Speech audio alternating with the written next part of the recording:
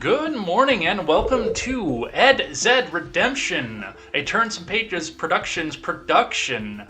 I am your host, Jay Edgar, and I'm joined on the other side of the screen, as always, by the wonderful KTZed. Katie, how was your week? Pretty good. How was yours? Pretty fucking miserable. Thank you for asking. Is at least getting a little bit healthier in your household? He is. He's actually back to work now.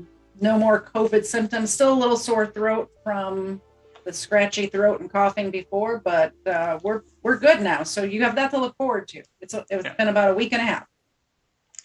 Well, it's been a little bit interesting with me and everything else that went with that because, I never got any cold-like symptoms. I was talking to a friend of mine yesterday about that there, and I never got a little bit of wet cough that first day right before the fever hit. Mm-hmm. And then it was pretty much all gone, and a stuffy nose that Monday. And then a stuffy nose a little bit today and a little bit of cough today. And that's been it. That's all that I've had. But, I've had the body aches, the inflammation, little bitty fevers here and there, stuff like that. But yeah, none of the cold-like symptoms ever came into this household, which is, I think is actually a good thing to some extent off of this. Yeah, absolutely. But I can go back to work according to HR on Wednesday. I'm surprised they're not making you produce a negative test at my place of employment. I have to produce a negative test, even though my husband's the one that tested positive. So, well, there's that, but there's also the fact that I never produced a negative test to get out of work. They just know quite well that there was a major outbreak at work. Yeah. On the week that I came back, and on the Sunday afterwards, I had a slight wet cough and a massive fever. I'm like, okay, we'll see you in 10 days. Yeah, they're like, get out. No. So, yeah, that's what we're sitting off of this here. But hey, maybe I'll get mandated to go take the vaccine. Oh, wait, that can't happen anymore. Yay. So we'll talk about that. We've actually got a lot to talk about this. We've got a bunch of main topics and even a bunch of where am I going with this? A bunch of lightning round stuff to go over here today. It's been a week. It definitely has been here. So let's go over a bit of what we're going to be talking about here today over on KTZed Redemption. The synagogue. There was a Jewish synagogue in Texas that was it was the priest and a couple of clergymen were taken hostage. There wasn't a full service going on. They were live streaming out a regular service. So some details have come out. There's no motive, apparently. Nobody knows why this person picked a synagogue, but we'll talk just a bit about what happened there, including the fact that the mainstream media didn't even talk about this while it was happening until pretty much all the chips settled. Nobody in the mainstream media really talked about it. I found out afterwards that there's a live stream of some of it, but I haven't been able to find that to see it. But there was in some of the reports that I read that they were live streaming a service at the time. Yep. Something like that. Yeah. And by the way, it was probably not a priest, probably a rabbi, but that's whatever. True. In other news here, the mandate was ended this week. The Supreme Court, on a 6-3 majority, ended the OSHA mandate, but on a 5-4 majority, upheld the healthcare workers' mandates. So we'll talk just a bit about what's going on with that, the difference, and what Biden has said to companies, even though he can't use the power of the federal government to get his way anymore. So we'll talk a bit about that. Ray Epps got into the news this week, and we'll talk just a bit about why he got into the news, because, well, they're pretty much trying to do everything to make sure that we don't talk about Ray Epps anymore. So we'll talk just a bit about that. Plus, one of the Oath Keepers has been charged with insurrection. Finally, the first person has been charged with insurrection. So we'll go over a little bit about what happened there. Gee, I wonder why. In other news, for the Biden administration, the filibuster has been upheld for the voting rights, and now it doesn't look like the voting rights bill is going to pass. That was supposed to pass by today, otherwise they were going to take it to make a forced change to the filibuster. Well, Sinema told them no, so now all of this is fallen to the wayside, so we'll talk just a bit about what's going on with that, and the use by Democrats of the filibuster to try and keep Republicans' agenda down in the same week that they bitched about all this. We'll talk just a bit about that. Donald Trump came out and started off the election season with his Arizona rally, so we'll talk just a bit about that. The mainstream media, once again, I mean, I could not find this rally speech on Facebook while it was live, or not on Facebook, but on YouTube while it was live, anywhere. I wound up having to go to C-SPAN's website, their physical website, to go watch the speech. And it was a decent speech. We'll talk a bit about what's going on with that and what the reaction is with that.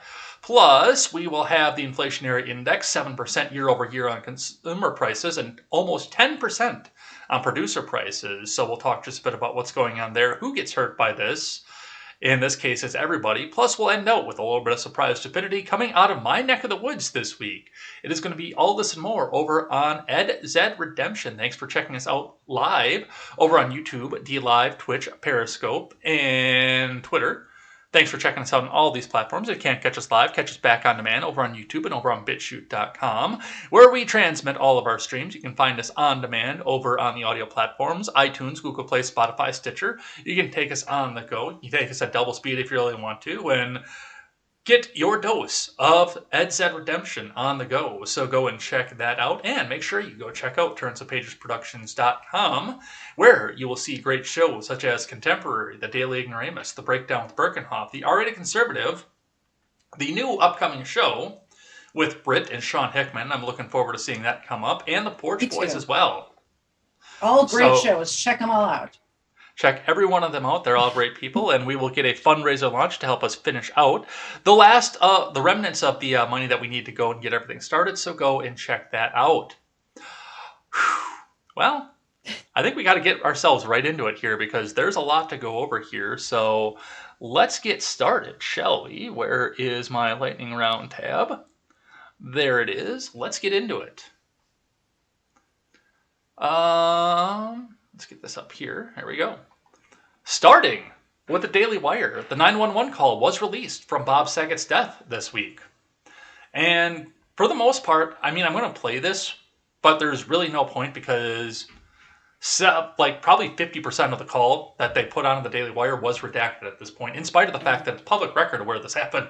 And the address that they called in from is one of the things that was redacted. But yeah, I mean, this seems to be like just a matter of, hey, we found somebody unresponsive because the family called and told us to do a welfare check. Come to blank, blank, blank, into room blank. Well, and they didn't even bleep it. It just goes silent. So you're like, did the call drop? What's happening? Yeah. Let's have a listen to that.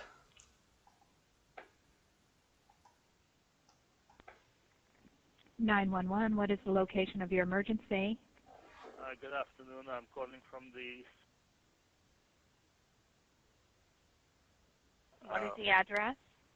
The address is... Okay.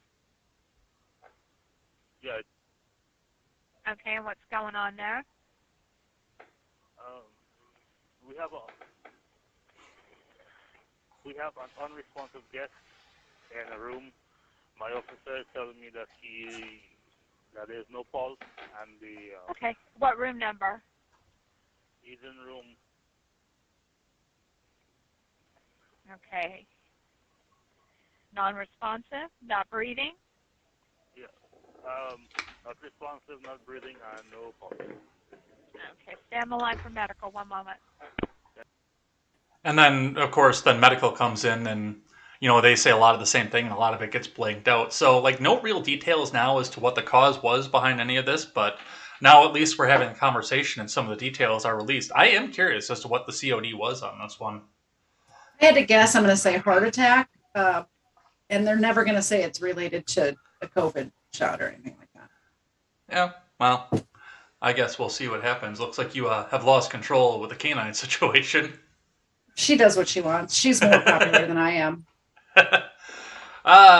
Jerome Powell has made a pitch for a second term, and he is being confirmed at this point, it looks like. So it looks like he'll have to go through the Senate confirmation process, which he's in the process of doing right now.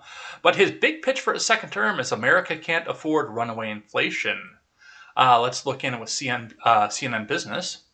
Federal Reserve Chairman Jerome Powell is pledging not to allow inflation to become ingrained in the American economy, according to prepared remarks released on Monday. We know that high inflation exacts a toll, particularly for those less able to meet the higher costs of essentials like food, housing, and transportation.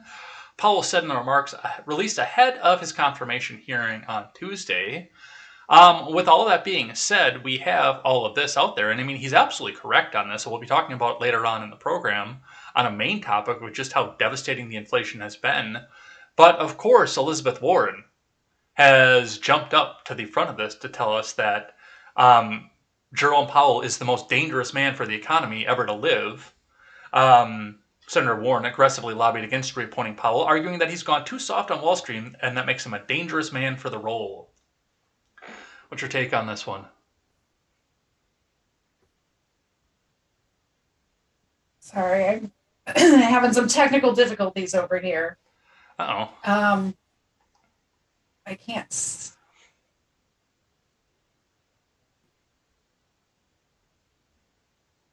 Sorry, I'm so sorry. It's like everything just went blank on me.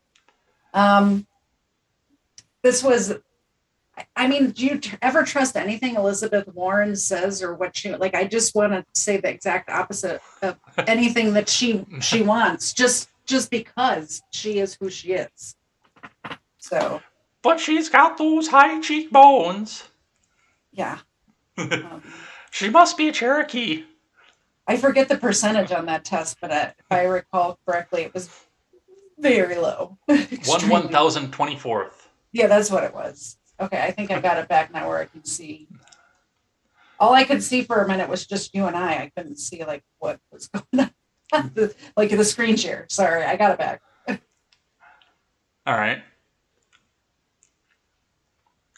So, as far as Jerome Powell goes, I'm not sure where you stand on him or the Federal Reserve at this point. I don't know if I would put him back. No, absolutely not. I wouldn't, for sure. I mean, why do you think not? Well, because he was so quick to jump back out, and his first reaction was to go and print more money. And yes, he was a Trump appointee. That's one thing, like a lot of the MAGA people like him because that's who he was. But, I mean, he's maybe 60% of the reason we're sitting in the situation with the inflation numbers that we see right now. And now he's telling us that it's bad. I don't think that anybody else would have done anything different, though. I don't think that the people who hold these positions control what they are doing anyway. In my opinion, there's somebody else controlling every single one of these politicians. That's fair. But we'll see if he can actually get himself confirmed. Let's talk about Chicago. The public schools have reopened on Wednesday after reaching a deal with CTU. Reading from ABC 7, the Chicago Teachers Union said it's suspending its remote work action after a House of Delegates vote while its members vote on a deal with Chicago Public Schools. The union tweeted Monday that the remote work action is suspended while rank and file members vote on the proposed agreement negotiated with CPS and Mayor Lightfoot. Why are you still sending your kids to public school in the first place? Because they need that in the inner city. Otherwise, mom and dad might not be able to go to work. There's other ways. Yeah. No, I get that entirely, but it's just, yeah. There's always going to be a necessity, and that's always going to be the biggest employer for teachers and the biggest service for students is always going to be a public school system. Whether you like it, whether you love it or hate it, it's always going to wind up being that way, unfortunately. Absolutely. Did you see the SNL sketch from this weekend? Speaking of Chicago schools, I'm sure I didn't. I'm sure you didn't. I only saw it because of Instagram. Like, I didn't watch SNL, but you know how they're doing the Bel Air's reboot that's supposed to be all more serious? Have you seen the preview for that Bel Air reboot? It's pretty bad. No, I haven't seen that, but I know that Lorne Michaels and the writers over at SNL wrote a similar reboot for Family Matters.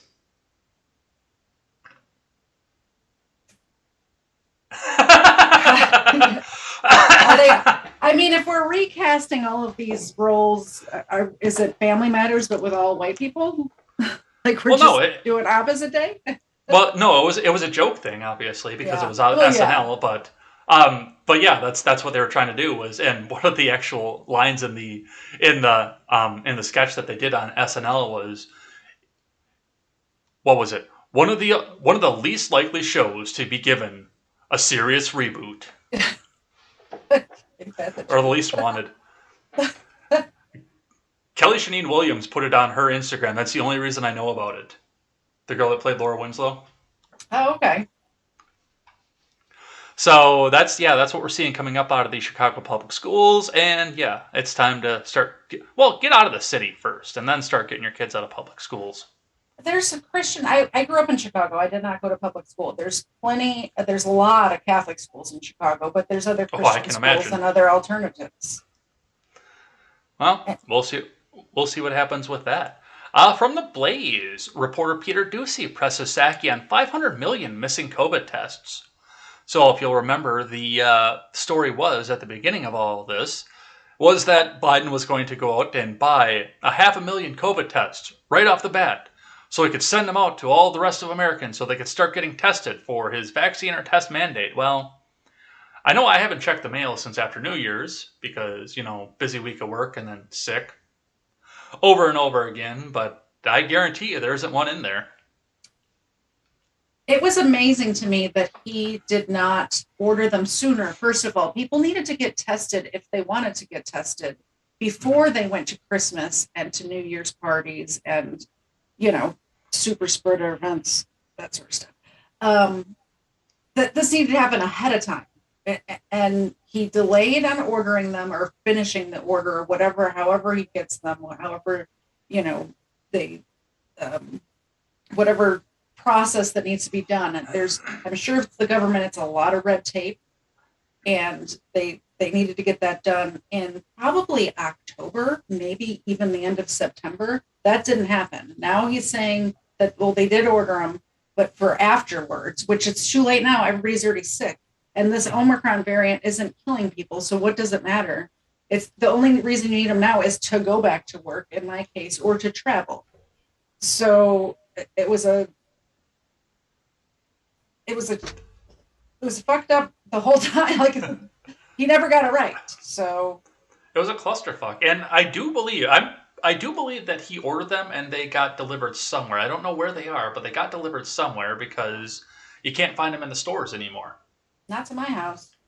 Yeah. And I was needing them for Mr. Zed and myself to test when he was sick. I couldn't find one. I had to end up ordering them online through this place that costs money if you didn't have insurance and stuff. So people who don't, luckily, we're blessed enough to where we both have very good health insurance. So it was free to us. But there's so many people out there who are scared to death who don't have insurance to have it paid for 100%.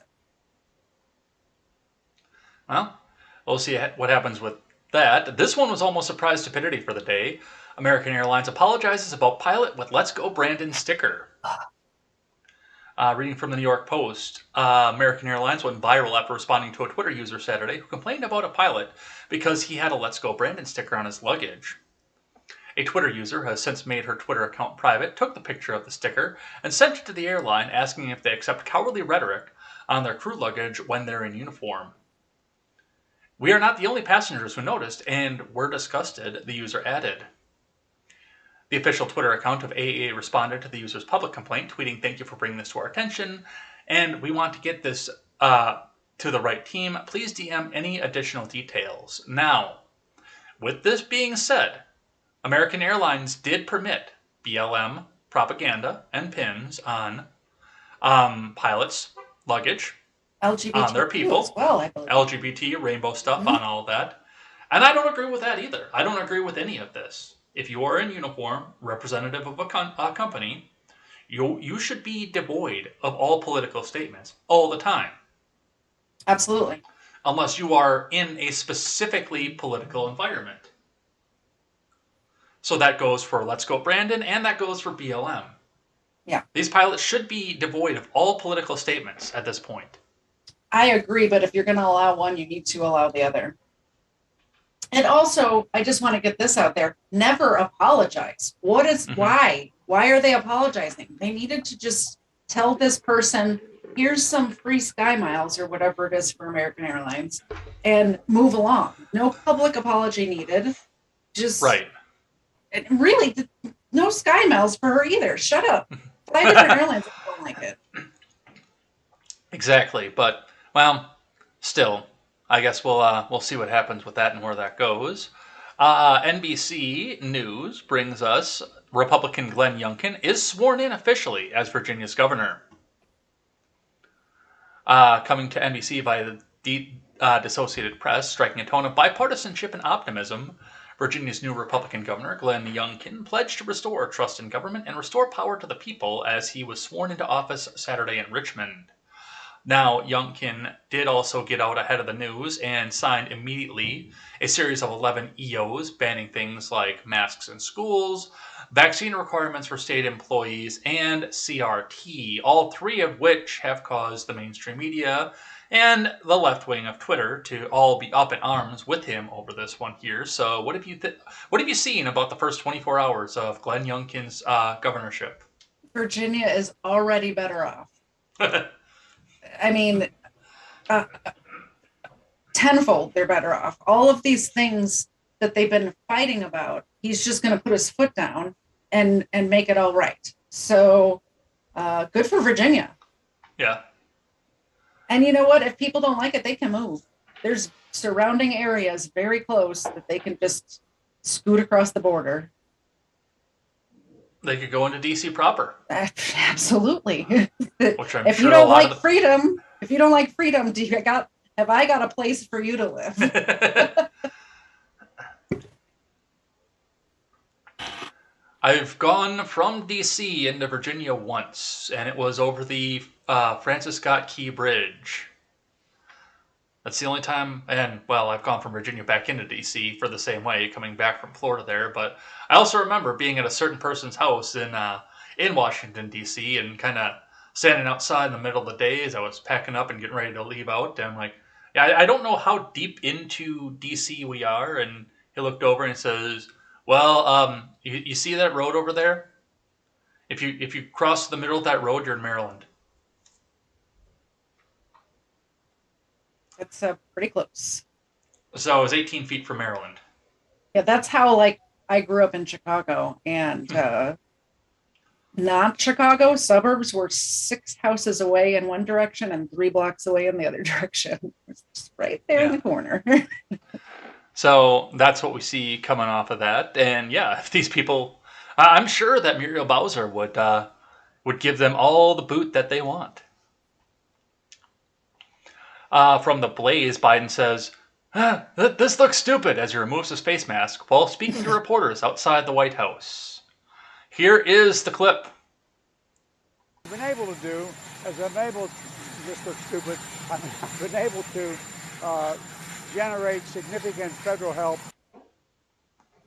This does indeed look stupid. This looks stupid.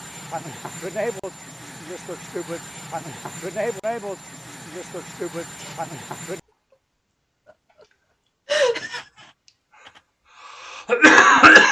Biden, this looks stupid.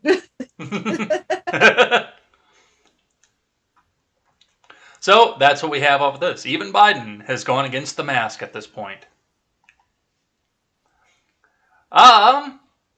We'll have just a listen to this in a second here. But George Takei tweeted out, "Oh my, what do you think, folks? Howard Stern 2024? Let's listen to what Howard had to say about this."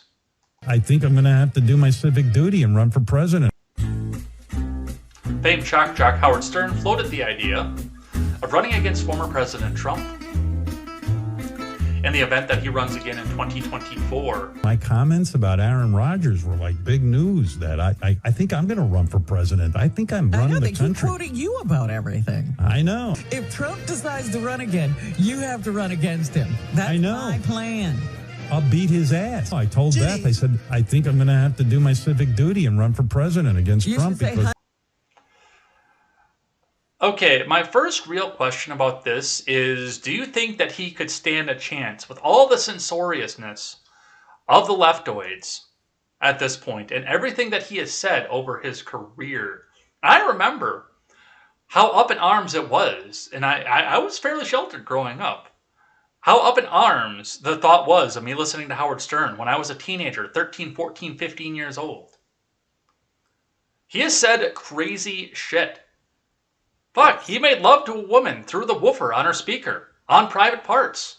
I'm sure that none of these people have ever seen that movie. They just know he says bad stuff about the Orange Man. All I know is that, first of all, God help us all if Howard Stern is elected president. But secondly, oh my God, please run. It would be so entertaining. Could you imagine a Stern-Trump debate? Holy cow, that would be so entertaining. If that happens, we need to live stream it. Here is the thing. Now, I know that he's gone a little bit more off in his older age. I understand that. I respect that. I know he's gone a little bit more authoritarian in this. But if we go from what Stern was in the 90s, early 2000s, I don't think it'd be the worst thing in the world if he was president. He's too degenerate for me. He's too degenerate, but he's very get the government out of the way because I hate the censorship side of things too. I don't think it would be the best thing in the world, but I don't think it'd be the worst thing in the world either. There are worse candidates to run for that slot on the Democratic side. Yes, for sure. It would be the lesser of evils. I don't know how many evils. Like last time there was like 30 of them, but it would be the lesser of evils, definitely. But I really think we'd be in trouble if he got elected. I don't think Howard Stern can run shit. We'll see. I don't think it's going to happen. Because I think they will find all of his old transcripts and he'll be done. I don't think he's serious anyway. I think he's just talking because that's what he does. He's a talk show host. He talks. That's kind of what I do too. I'm a talk show host. I talk. Maybe I should. That's true. And if you said exactly, you just said it. If you should run for president, you're not actually running for president. I think he's just talking, just like you just were. You know. Although we could start a fundraiser if you want to do it, I'd vote for you. From the Washington Post, DC has new coronavirus vaccination requirements. Here is what you need to know. And this is what you need to know off of this. Where do I have to show proof of vaccination? The list includes restaurants, bars, sports arenas, movie theaters, nightclubs, performing arts centers, gyms, conventions, or conference centers, basically anywhere you're going to be sitting indoors in a crowded public space for a period of time that's going to require a vaccination card, though there are some specific exemptions, such as houses of worship, where don't I have to show proof. That includes homeless shelters, polling places, the DMV. What does this mean for my kids? The order applies to everyone ages 12 and older, though those younger than 18 do not need to show an ID along with their vaccination card. Now, this was an interesting, there's a reason that I kept this on here. I didn't read the full article, but this right here, which is a third of the way down the article, is the first time they talk about showing an ID, in spite of the fact that that was one of the first things that came up about this, is the fact that, yes, you need to show a valid photo ID along with your vaccination card to get into any venue in Washington, D.C. I can't believe people still live there. People there's people who want this. Like, I just don't understand why you want daddy government to tell you what to do every step of the way. Why? Well, I'm not sure. What do you think? Like, why would you even go visit DC? I've never been. I shouldn't say never. I went to DC as a child, and I don't remember it. I was like 2 years old or something. But I would have loved to go to DC and see the museums and the Smithsonian and, you know, just the sights of DC, but not like this. I would rather watch videos on YouTube about DC than go deal with that alone. I like traveling the DC Metro as the Lone Wanderer in Fallout 3. Mm-hmm. And that's about it. Yeah. It's like you in Chicago. You drove around and you never got out of the car. I'd do that. Although, I will say this. I was surprised that there weren't really all that many super mutants and ghoulified human beings wandering around DC. I thought for sure the sky would all be green and it would all be a radioactive fallout. You would think. But that's what we see coming off of that. And yeah, that's the worst part of this is you actually need a photo ID to go everywhere in DC except for the polling place. Except to vote, yeah. Lindell has claimed that banks want to cut ties with him over reputation risk. We went over this on Contemporary this morning. Mike Lindell claims that some of the banking institutions he uses wants to cut ties with him over reputation risk. As his legal battles in connection to the misinformation he continues to spread about the presidential election move forward. Now, they're doing an attempt to debank him, which I don't necessarily agree with. They are privately held firms, so there's not a lot that I can say to this to say, hey, let's use the government to come back in and do this, but some of this I do have to wonder. I mean, everybody knew who Mike Lindell was before this and why this is coming up now. The bank is claiming that this has to do with the fact that they are afraid that the federal government, the January 6th committee, are going to subpoena the records from the bank and they don't want to go through that hassle. What was your take on this? I didn't think of that, but I think about the January 6th commission and all that. But I think debanking somebody is, I just don't understand what point they're trying to make. Would you not do business with a bank because they held an account for somebody else that you didn't like? It just doesn't make any sense. It's not like this person is promoting this product or their products or something like that. They're not promoting him. Like, banking is just such a mundane thing that I don't understand debanking somebody. And I know people who this has happened to, and I just don't get it. They don't think they can make money off the transaction. They wonder why the right wing is driven to crypto. This is exactly why, because there's a chance that you're going to take my banking accounts away. So I have to have a backup plan to pay for stuff. Well, we'll see what happens with that. Ann Coulter got in the news this week. Ann Coulter blasts liar and con man Donald Trump over Ron DeSantis booster criticism. So this goes back. Excuse me. This goes back to Ann Coulter talking a little bit about, I guess Donald Trump made remarks that people who don't announce their booster status are cowards. And Ann Coulter got involved with this, of course, and basically told the world that, well, Donald Trump is a grifter and a con man, and he's just thinly veiledly going after Ron DeSantis, which I said this off mic. It's part of this is just because Ann Coulter is pissed off that Donald Trump didn't wind up being the white supremacist that's known that she promised all of her simp followers that he was going to be. But I didn't have a lot to say on this except for the fact that our favorite of the show, Brooklyn Dad Defiant, came out and said, I still won't trust Ann Coulter, but I'll approve of her Trump-bashing tweet any day of the week.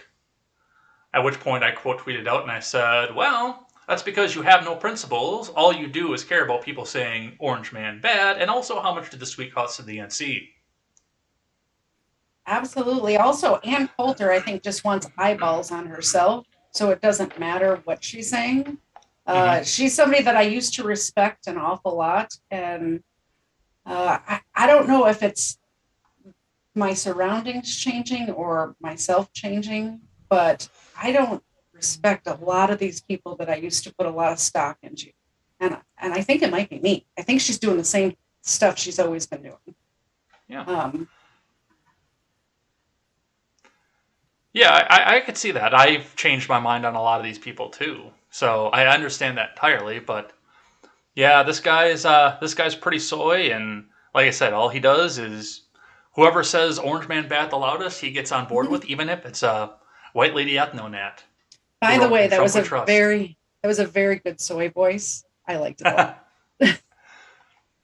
lot. Minneapolis is going to be requiring vaccine proof to get in bars and restaurants now. So that goes to Los Angeles, New York, DC now, and now Minneapolis, and Chicago too, by the way. You know, I have to say, this has been like this in these cities for a while. Like, if DC is new or whatever, but when I was in Los Angeles in December, supposedly this was in effect then, and I only got asked for a vaccination card once the entire time I was there. Not flying out there, not at the airport when I got there. No place that I went into, the hotels, the restaurants, or whatever, except for one museum, asked for a vaccination card. That was it. I don't think people are following these rules. I really don't.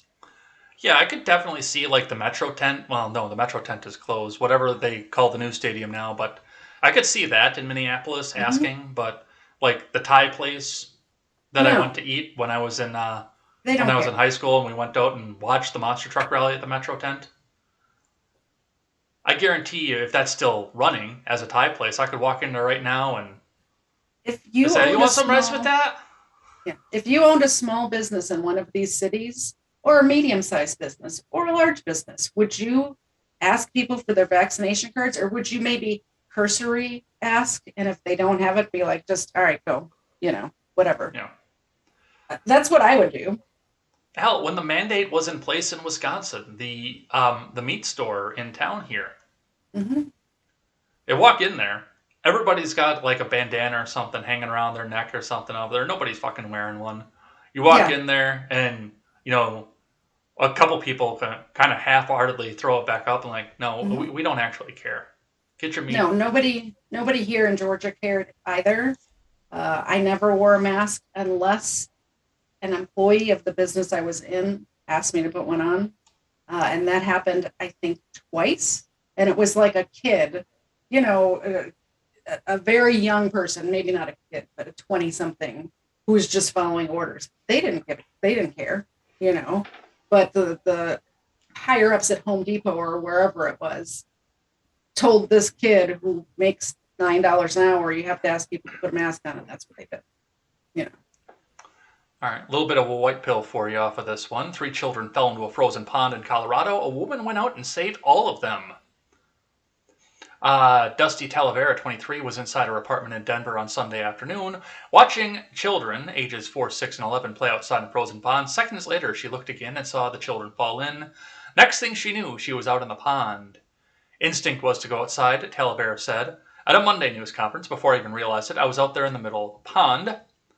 Talavera was able to pull 2 children, an 11-year-old boy and a 4-year-old girl, out of the pond, but as she attempted to grab the third, the 6-year-old girl the ice Talavera was on gave way. She found herself in the 15-foot deep pond. Talavera was unable to get herself out, so she tried to keep the head of the girl, who was unconscious, above water. Luckily, the girl's teenage cousin came out and threw Talavera a rope. Talavera said she was able to get pulled out of the water and then pull the last child out of the frozen pond.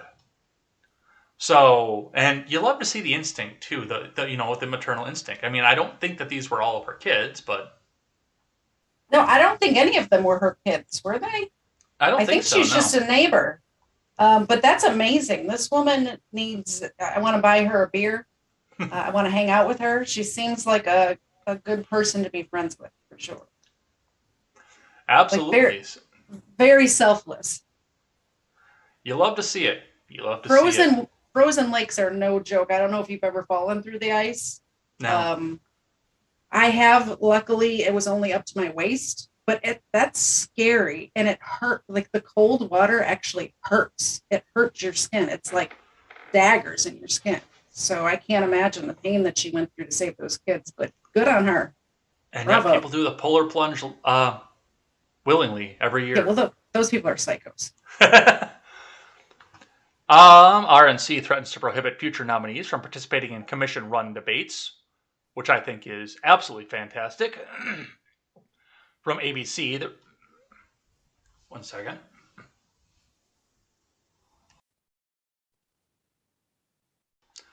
A little bit of stuff coming off on the remnants there. The Republican National Committee says it plans to make a major change heading into the 2024 election that would prohibit Republican nominees from participating in debates sponsored by the Commission on Presidential Debates, according to a letter sent by the RNC and obtained by ABC News. The move follows long-standing criticisms from Republicans over the Commission's handling of presidential debates, culminating in former President Trump skipping the second out of 3 originally scheduled debates in 2020 against President Biden. RNC Chair Ronna McDaniel called for the changes to be made to the commission last June. And yeah, I mean, if you look at what the debates were this last time through, they were a fucking circus. Shit show. I can't believe he went to the third one, to be completely honest. Yeah, absolutely. I think it's ridiculous that these news outlets are hosting the obviously biased news outlets are hosting these debates. It's ridiculous that's, I know that's how it's always been, but it's never been this biased before in history. I mean, I'm going to tell you right now, I think that we should be getting to a point where independent media is doing this, because we can find people who are unfriendly to every candidate to come back and do some of this stuff. Put them on Joe Rogan. He's as center of the road as you can get. Put them all on Joe Rogan. I mean, I'm not a huge Rogan fan, but he's at least somebody who's not going to go one way or the other. He will listen to both sides and not try to have gotcha moments for one candidate and not the other. He'll have gotcha moments for everybody. So that's what we see off of that. Here's one I'm sure that you'll be excited to listen to. Loudoun County teen sentencing busts the parents are domestic terrorist narrative, concerned parents say. So the teen from Loudoun County, the skirt-wearing teen, has been convicted. Looks like he will, as 15 years old, be wearing an ankle monitor now until he is 18. He will be undergoing severe psychological help. Looking in, the judge in the case was not able to come forward and say what was in the report, but told us that the psychological report on this kid scared the fuck out of her. Yeah. In front of the court and everything. So there's something going on inside this kid's head. It's sad and it's scary. Mm-hmm. I mean, it's very sad for the perpetrator as far as the mental health and all of that.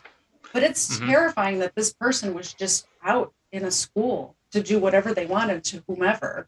And imagine being this, I can't believe this girl and her family have forgiven this kid. You know, it's very difficult to put myself in that position where I would forgive so easily. I know that's what we're supposed to do, but I mean, they did that right away. Right.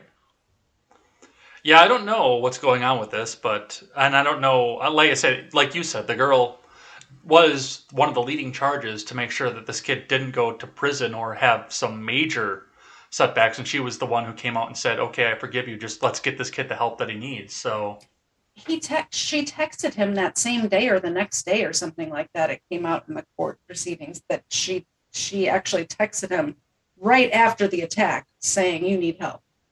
You don't need jail, you need help. Well, she needs help as well. She needs to go to a therapist or something and get her mind wrapped around what happened to her. Yeah. I don't think she gets it. Yeah, I could see that. Well, we'll see what happens with that. But I mean, this just flies in the face of the domestic terrorist narrative, because if they were domestic terrorists, they'd be calling for the kid to be hung in the fucking square. Yeah, absolutely.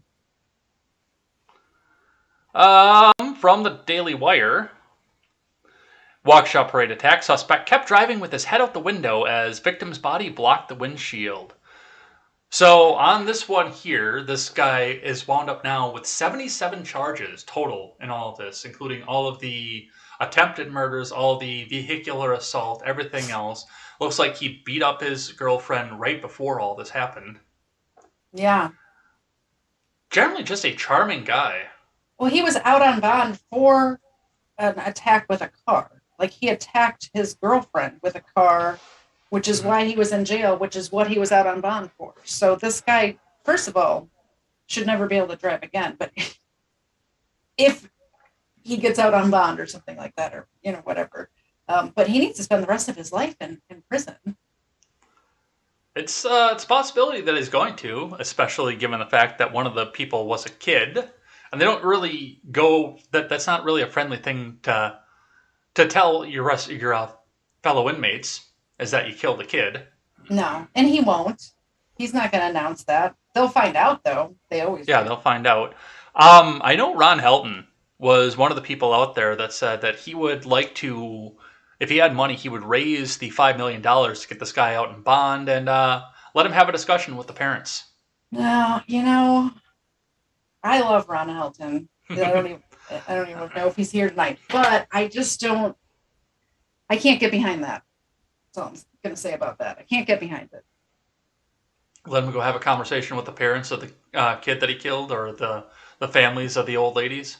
No, and the reason being is I know that if this happened to anybody in my family, especially Mr. Zed, that he would end up going to prison for the rest of his life as well, and that's not fair to that family. It doesn't have anything to do with the well-being of the perpetrator. It has to do with the well-being and mental health of the family. All right. And the last one before we get into the main news of the day, speaking of Rogan, 270 health experts to Spotify, Joe Rogan's COVID misinformation is a sociological issue of devastating proportions. And this has been interesting because when this story first came out, it was 270 doctors. And now it doesn't appear that it's been 270 doctors. It's been like 40 doctors, several activists, a nursing student, several nurses.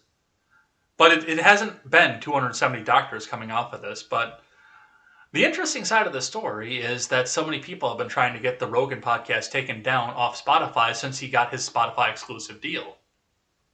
Absolutely. It's because he listens to both sides. Joe Rogan is a leftist.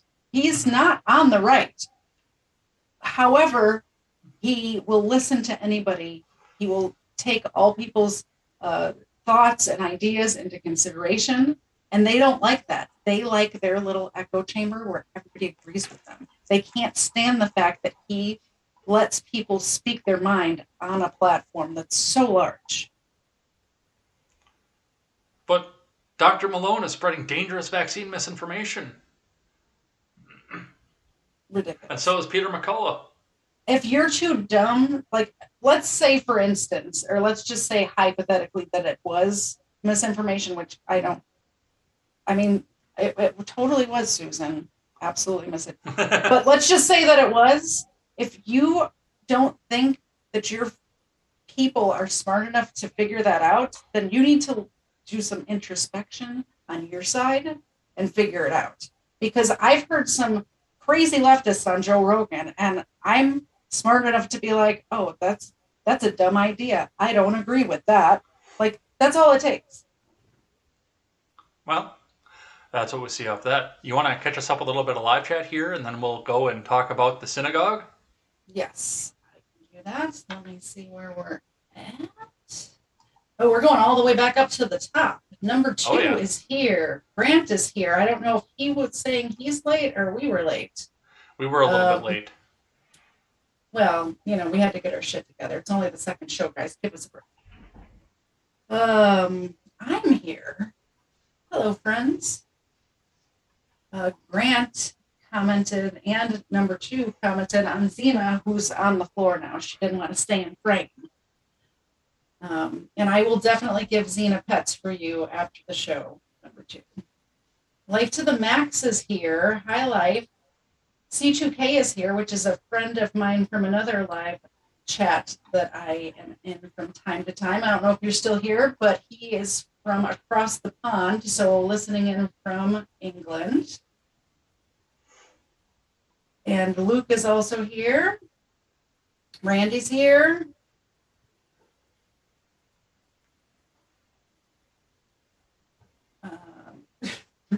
Randy, fittingly enough, is telling me to wear my glasses.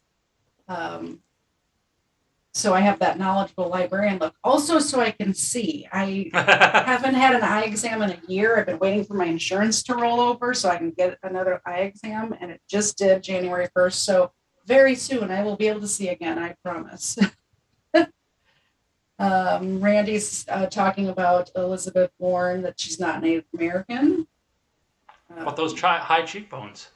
But those high cheekbones.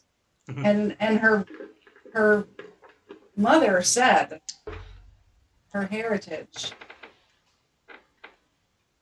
We're talking about 90s sitcoms, turning 90s sitcoms into dramatic stereotypes. Says Major Victory. Number 2 said she grew up in Chicago too. There are options. Speaking about the school situation there are definitely options. And homeschool is always an option for everyone. C2K said the Wonder Years remake with all the black cast is brilliant. If I want anyone to gouge their eyes out, I'll just put that put it on, and presto. Those tests seem to be available in Randy's area. I think he's talking about the COVID test.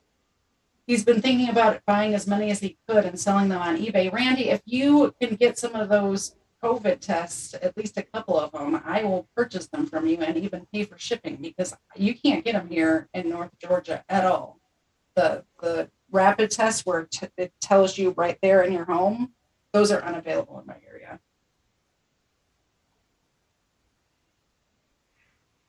This is regarding the American Airlines. Dear customer, fuck off. Signed, American Airlines. Dealt with. Mr. Zed is here. The governor of Virginia sounds like he put laxatives in the brownies. Ooh. Of the leftists, because they are all losing their shit. They are all losing their shit, aren't they? They are. I wish he would have been in charge when that snowstorm hit, because I think that people would have been stranded for way less time if he was actually in charge back then. It's a couple weeks ago. Major victory. The assassination of Martin Luther King didn't make as much of an impact as George Floyd. Biden said that today. I actually saw the clip. Did you see the clip of that? No, but it doesn't surprise me. Yeah, the assassination of Martin Luther King did not make as much of an impact as George Floyd. Insane. St. George, hallowed be his name. C2K, we agree. President Biden does look stupid. Mentally deficient, senile, mask or not. Let's see here. Ben Wild said KTZed for president, and I said repeal the 19th. And number 2 said that she'd vote for me, and I said no women in charge of anything ever. Something along those lines. C2K, all I need to know is that if you have the jab mandates, then I don't visit. Same here. Let's skip down a little bit. No women in charge of anything. Seawall is here. Rides into chat. On his armored half-track. Nice to see you, Seawall. People are saying hi to him. And I think I'm getting better at this chat thing. I'm not reading everyone like I was the first time. And I have it big on my screen, so I'm not squinting at my phone. High League is also here. Does this state have a death penalty? No, it does not. Yeah, we're talking about Wisconsin there, I believe. And Wisconsin does not have the death penalty. I don't know how I feel about the death penalty. Maybe we should have a discussion about it sometime. I think I've changed my opinion on some stuff. He said, Highleaf said that they should make an exception in this case, meaning the Waukesha. I mean, they should at least crush that red SUV. Get rid of that, because obviously that was the problem.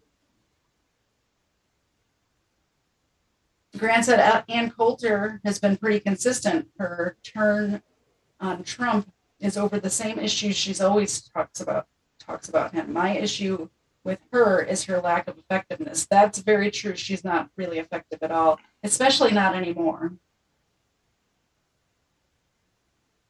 Mr. Zed said of the 270 experts, more than 200 have been found to actually not be in the health field with real patients.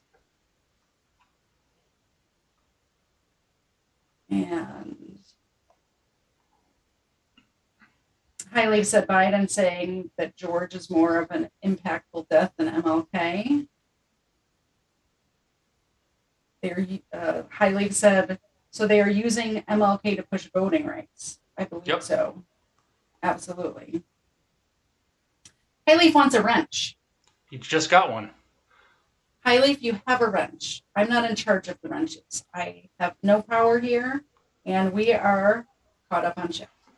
I upgraded Highleaf and Mr. Zed and Randy on YouTube. You gave Mr. Zed power. That's a mistake. I'm kidding.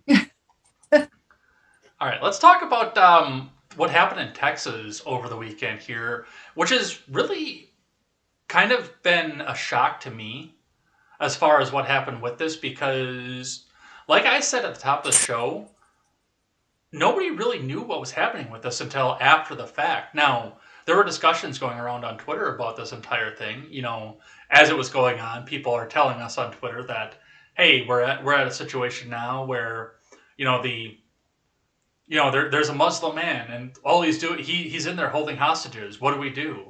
Why is the mainstream news talking about this? And I noted this morning too when I was actually looking for reference articles for this particular story on Contemporary this morning, is that, we hear, you go into the news. Okay, we've got these 2 kids that were detained in Manchester. We've got the guy was been shot and the hostage situation is over. Mm-hmm. And then the next article back is 6 days ago of, this person in Colleyville who's on the school board is running for mayor now. So it's like the mainstream news just completely skipped over this whole thing while it was happening. And, well, now a lot of people are trying to come back and talk about why did this happen? What does this mean? And what do we do about this now? So, just reading briefly from CNN, the FBI on Sunday identified Mark Basil Akram, a 44-year-old British national, which that sounds like a good Irish Catholic name, doesn't it? A 44-year-old British national, as the man who held 4 people hostage in a Texas synagogue after an hours-long standoff. Before the rescue team entered the building and killed the suspect. Prayers answered. All hostages are out alive and safe, said Greg Abbott 20 minutes after large bang and gunfire were heard in the direction of the synagogue. So Abbott was on site for it, it sounds like. I've not been able to confirm that. And we've got some possible talk about motive as well. Does look... This is we've got Fox News Auto playing here. It does look like in the midst of the hostage situation, Akram was calling for Afa Siddiqui, a Texas inmate known as counterterrorism circles as Lady Al-Qaeda, to be released per the U.S. Muslim groups like the Council on American Islamic Relations. No word as to why he chose a Jewish synagogue or why they were using anti-Jewish slurs instead of anti-Israeli slurs. Of course, we know nothing about that, but what have you seen on this so far?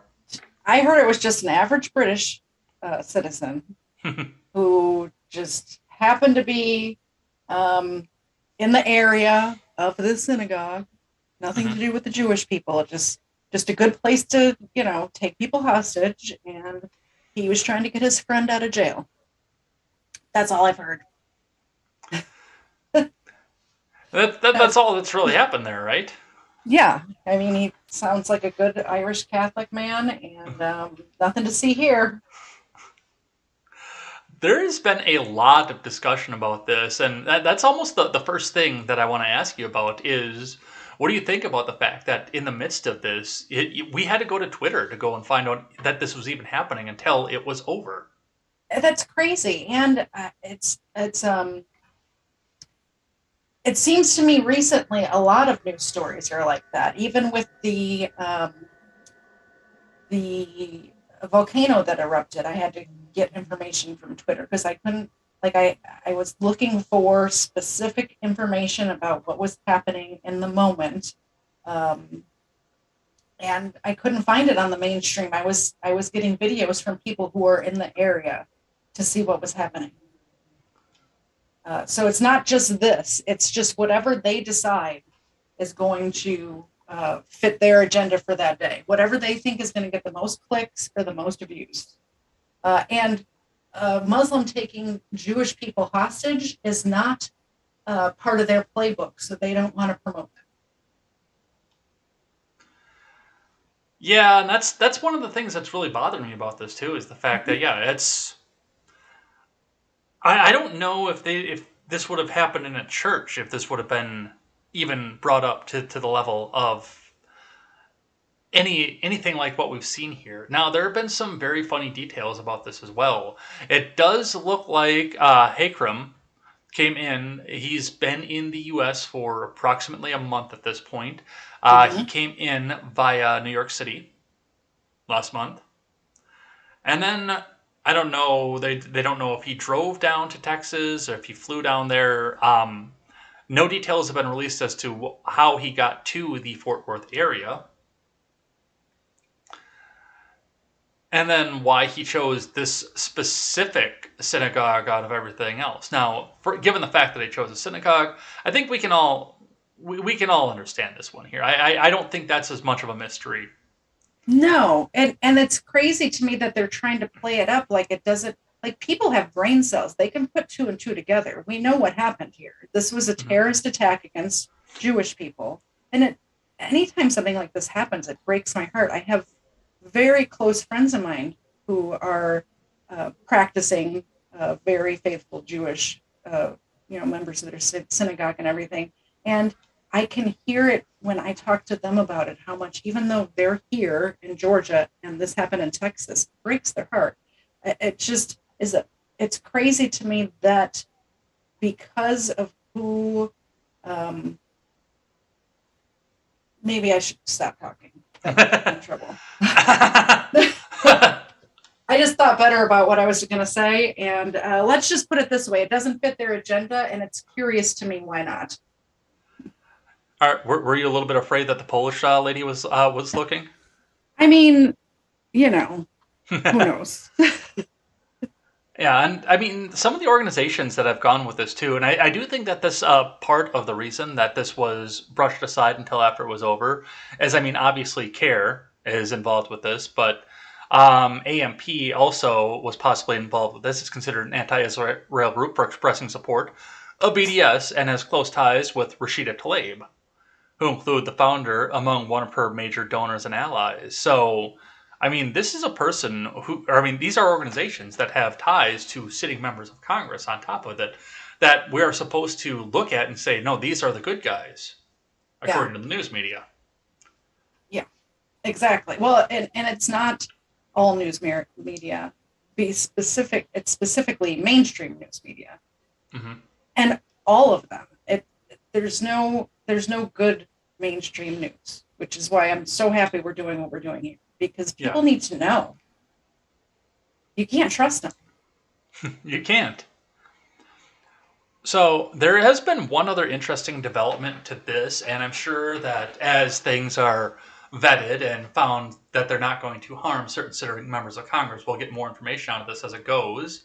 But that is, and this goes along, like 80s Kid, apparently I found is from Manchester, and he had not heard about this, and something was happening in Manchester about this, but it looks like a couple of teenagers in Manchester were arrested. No information now onto what their charges are, but they were arrested in relation to this in England.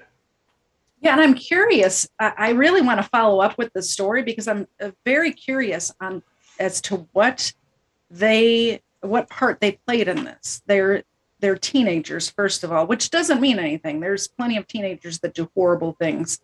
But the fact that the person that actually came here and did this is, I believe, in his 40s. Is that 44. Correct? Yeah. So what role did they have in planning or, fundraising or whatever it is that they did? I'd be very interested to know what their charges were. And I don't think in England, which we can ask our British friends, but I don't think they release that. Like here, when someone is arrested, it's public record, their indictments and things like that. I'm not sure that's the case in Great Britain. I don't believe so either. I believe you are correct on that. So that's what we have going with that. And this is a developing story. So we will continue and follow up on this as it goes.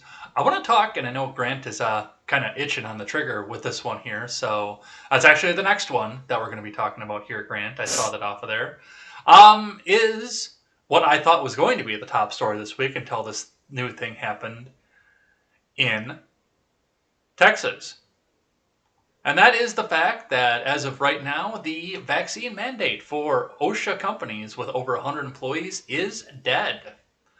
the Supreme Court, in a 6-3 majority, determined that it was unconstitutional to enforce, or to let the OSHA enforce mandates, that it was not congressionally delegated by laws and by Congress. So at this point, they're also sitting in a situation where if the Sixth Circuit is able to come back out and come to a decision about that, it's still not going to be affected. So as of right now, the vaccine mandates are over for regular run-of-the-mill employees. Now, that being said, on a 5-4 majority, the Supreme Court has upheld the mandates for healthcare workers if they are working for facilities that get Medicare and Medicaid funding, which I don't agree with, but I understand why that's the case. I do understand the logic behind the decision. I don't care for it, but I still understand that. But I guess my first question there is, this happened on Thursday. What was your first take on this? I don't count it as a win. These healthcare workers are people too, and they're losing their jobs. It's ridiculous. With what we know now about the variants that are spreading right now, that they are going to take people's bodily autonomy away from them and make them get a vaccine that hasn't run through the tests, or lose your livelihood. And these healthcare workers are not, this is not a job at Walmart. This is not just go get another job. They went to school for years and years and years, doctors for many, many years, nurses. I believe nurses are a 6-year degree. I'm not sure. Don't quote me on that. It might be a 4-year degree. But either way, there's pharmacists in the hospital, pharmacy technicians. Even all of these jobs require you to decide this is what you're going to do with your life, and you go to school for that. And so not only do they have these student loans or whatever now for a degree that they can't use, it's basically, it's not great for the healthcare workers. Let's put it that way. And if we're in a pandemic and we need healthcare workers, why on earth are we firing people? See, and that is understandable. That's the reason why I say that I don't care for this, but I understand why. And like I said, this has to do with federal contracting. Healthcare workers that work in facilities that do not take Medicare and Medicaid funding are not subject to this unless their employers themselves have come out and specifically said, no, you will do this because of what it is. The problem, of course, with that is that because, especially of the ages of elder patients, you'd be hard-pressed to find a government facility that isn't taking federal funds through at least one patient, if not a large number of the patients, nursing homes especially, but hospitals. Yeah, no, they all take Medicare, Medicaid because they can't stay in business without it. Mm-hmm. Even like optometrists, things like that, they all take it. Like, this is everyone, from the people you go to get your teeth cleaned to the people that I need to go to so I can read freaking screen. Like, everybody's involved. It's an easy thing to come back and look at now after the fact of, this is a guaranteed paycheck. So we get the government money and we make sure that, like you said, we stay in business off of this, never knowing the fact that somewhere down the road we were going to see a situation like the one we're seeing right now. Exactly. And I have a feeling there's going to be some small practices where there is right-leaning doctors that own the practice or whatever that will stop taking Medicare, Medicaid. And it's going to be tragic for those patients because a lot of these people, these doctors, are in small towns where there's not options. You can't just go down the street. There's one eye doctor. There's one general practice physician, or you have to go 2 towns over and find another one. This is going to be devastating for elderly people in those areas. Mm-hmm. I don't blame them, though. I don't blame them for saying we're not going to take it anymore. Yeah, and I do think that there's going to be some actual rethink about this, because especially on like a private hospital, yes, there are public hospitals out there too, but on a private company, these people are being shown right now that they don't own their businesses anymore. They don't. Yeah, absolutely. They don't. Yeah. But let's turn this conversation around and look on the bright side. It did not pass for 100 employees or more. Right. businesses, which would have affected this household because not of my specific job, but my husband's. And that's good. It's good that they can't. I don't know what repercussions or fallout would have happened if this would have passed, but I don't think it would have been good. People would have been getting fired right and left. All of these places that have 110 or 130 employees, jobs would have been cut. It would have been devastating, not only to the economy, but people's personal economies. Well, yeah, and I know that there have been companies around here, specifically people that I've worked with, people that I am familiar with, people who some of like I actually know employees in these companies, like a dealership group around the area. Mm-hmm. Yeah. There's a dealership group in this area where they've got several locations around the state. And combined in their group, they have about 300 employees.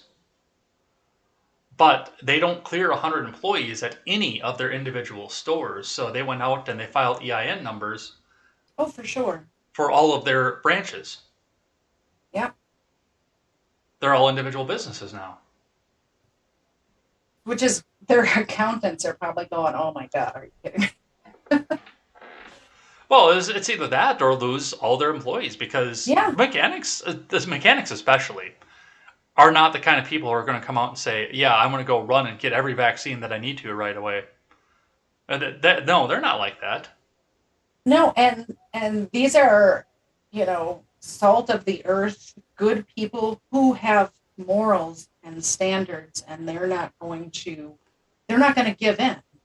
Mm-hmm. They're going to dig their heels in and put their foot down and say, fuck you, make me, hold me down and make me. See what happens to you. Yeah. With that, there was one big record to this that really, I think, was one of the nails in the coffin off this. I want to read here from the Blaze, White House Chief of Staff's tweet cited by Supreme Court ruling to slap down Biden's vaccine mandate. So this is a retweet that Ron Klain put out from Stephanie Rule of, I believe, MSNBC was the original author of the tweet. Yes, MSNBC anchor Stephanie Rule. Stephanie Rule tweets out in September, OSHA doing this vax mandate as an emergency workplace safety rule is the ultimate workaround for the federal government to require vaccinations. That's why they were doing it, because of the workaround. Yeah. And, I mean, with that, on top of that, too, I mean, it's that we're getting in a situation where, like she said, they're using this as the reason they're slapping it down. You're not going to work around federal law for us. We have a constitution in place to make sure that you can't overstep your bounds. Absolutely. And it's amazing to me that some of these judges, these Supreme Court justices, didn't understand how the Constitution works. Like they didn't get it. It's like I have, I have a niece who took it, is done with 8th grade that could tell Sotomayor all about it. Did she tell you all about it? Is that how you know that? No, but I know she's a smart kid who's been to the 8th grade, so I guarantee she can. Now, Biden came out almost immediately after all this happened, and the first thing that he did was he tried to urge businesses to institute the vaccine mandates, or requirements rather, without the federal government mandate. Which, that kind of sounds like the eviction moratorium all over again, doesn't it? It absolutely does. And there's just no way any of this can stand up to our system of government. It even if they push it through because of loopholes or however else, there's no way it will stand long term. Mm-hmm. Like, there's just the way our government governs. It's unconstitutional. You can't do it. Well, technically what Biden was doing was urging these private businesses, which a lot of them are big donors to the Biden administration, keep in mind, to just come out and actually exercise their right to conduct business by the way that they feel best about conducting business. And in that case, the way that they're supposed to be conducting business is to do what Biden wants. So it's like, hey, all it takes is one lawsuit for all that to go away. Yep. For nobody to try that shit anymore. Well, and I know GE, who was probably one of the first ones, even before the federal government mandate started coming in, GE was talking about doing an employee mandate. I know like Citibank has still got their own employee mandate out there, and they're still planning on firing people come January 31st if they're not vaccinated off of this. But it's still legal for a private company to come out and have a vaccine mandate. I mean, technically, I guess it is, but I think that somebody's going to get sued for discrimination, and then it's not going to be anymore. There'll be precedent in place that shows that you can't discriminate for that purpose. And I'm really surprised that the anti-vaxxers from the past, before COVID, anti-vaxxers have not gone through this already, somehow, somewhere, to where there's already precedent in place. I haven't looked into it, but it just occurred to me that there's got to be some sort of precedent in place for like a measles or a, rubella or whatever the other vaccines are that the anti-vaxxers didn't want back then. Well, I can't think of any job other than actual healthcare worker where there would be a reason for you to come back out and be asked. I mean, the vast assumption for most people is that they're vaccinated for Absolutely. The 8 shots that you get in your arm as a kid, or however the fuck many it is now. It was 8 when I was a kid.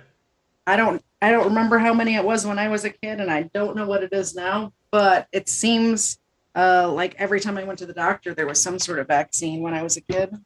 Like I would get a shot, and they would give me a cookie, which they probably don't do anymore because the kids are fat now, and a sticker. It was great. So that's what we're seeing with this. And yeah, like GE, like I said, they're coming out and saying, yeah, no, we're not going to do this anymore. Reading from CNBC, that's the cue that I wanted up there. GE suspends COVID vaccine and testing rules after the Supreme Court blocks Biden mandate. Just reading briefly from here, General Electric has suspended its COVID vaccine and testing requirement on Friday after the Supreme Court blocked the Brandon administration's mandate, a company spokesman told CNBC. GE, which had 174,000 employees at the end of 2020, has encouraged its employees to get vaccinated, the spokesperson said. And that in and of itself is the other side of it. Now, if you're not requiring it, that's a different story, but a lot of these companies out there like this are also still trying to urge it. Hell, the former president at this point is trying to urge it, but not making the federal government push it down, cram it down your throat. Yeah. I think that it's just going to take time. Like I said a minute ago, it's just going to take time for it all to shake out, and we're going to see how it lands. I just can't see this being not violating somebody's rights. Which it absolutely is. So we will see what goes on with that. We've got 4 topics left. Do you want to do Ray Epps now, or do you want to do a little bit of live chat? Can we do a little live chat so we stay up to date? Because otherwise I don't know what people are talking about because I'm like a goldfish. So have at it. Let's see where we left off.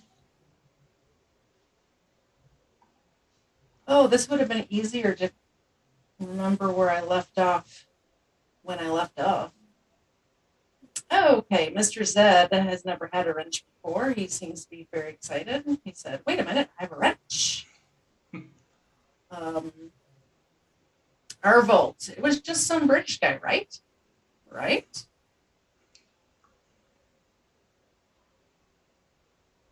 And Randy thinks Arvolt should get a wrench. I don't know about that. I think Arvolt has a sword on the D-Live side, if I remember correctly. He wants multiple weapons. I see. Greedy. Arvolt can have a wrench or a sword in my book, but I'm not in charge of anything the way God intended.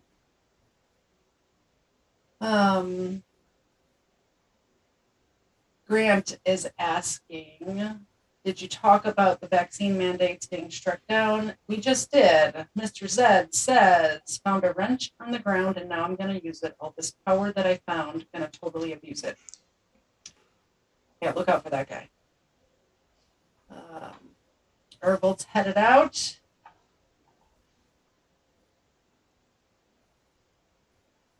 Randy says, luckily for anything healthcare workers that got let go, they can become traveling, insert title, and work. So like a traveling nurse or a traveling doctor, and work at their local hospital or work at another hospital to make 2 to 3 times as much. Mm-hmm. I don't know if that would, I don't know if they'd be considered employees at that point. They would be contracted work, so maybe not. But yeah, it's still contract work. One of my old girlfriends, who I was still friends with up until very recently, is doing traveling nursing, mostly around the Chicago area now. But I know that she was in Iowa for a while. Given what Randy told me and what he said in the chat today, I think she might have actually worked in the same hospital as Randy's wife. Wow. Small I think, world. I'm not sure, but I think given where I know that she was and the approximate location that he told me that he is, I think that they were working together. The very next comment, actually, from Randy, one of the hospitals that my wife worked at during the plague has 75 traveling techs, and most of them live within the old limit of distance required. I'm unfamiliar with all of this.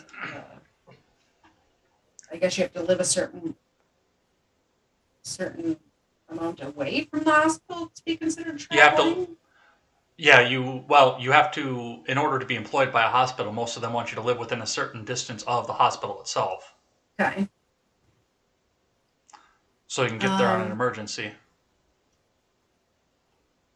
Grant says, I still can't get over that Sotomayor turn out to be a complete idiot who has never, this surprised you. A complete idiot who has never read the Bill of Rights. Yes, I was a little surprised since she's a Supreme Court justice, but her being an idiot, unsurprising. Grant said, I figured she would be smarter and a liar. Turns out she's not wise. She's not the wise Latina she fashioned herself to be, but an example of a dumb Latina who got to the top on identity politics. Very true. My friend C2K from across the pond is telling me I'm welcome to share his insane story about the jab. I actually just had a conversation with him yesterday. A doctor, he's got a 14-year-old daughter, I believe. Quick story, that the doctor tried to give her a jab against her will. And then when she refused, good on this girl, by the way, because when you're a 14-year-old girl in the presence of authority, it's sometimes hard to find your voice. She told him no. And this doctor called her school, and called social services on him because he refused to get her vaccinated because she did not want to be vaccinated. This is the child's choice. And England is insane. Yeah. So he's filed some lawsuits, I believe, is where the story is left off. And maybe I'll get more information on how that goes and I can share it at a later date. But totally crazy over there. I'm so glad we live in the United States. Very lucky. Randy said, I think now that the mandates got shut down, any company requiring the vax can be held liable for vax injury now. I don't know if I don't think they can be held liable yet, but I could be wrong. I haven't heard anything about it since they couldn't be held liable. So let's just put it that way. C2K agrees with Randy.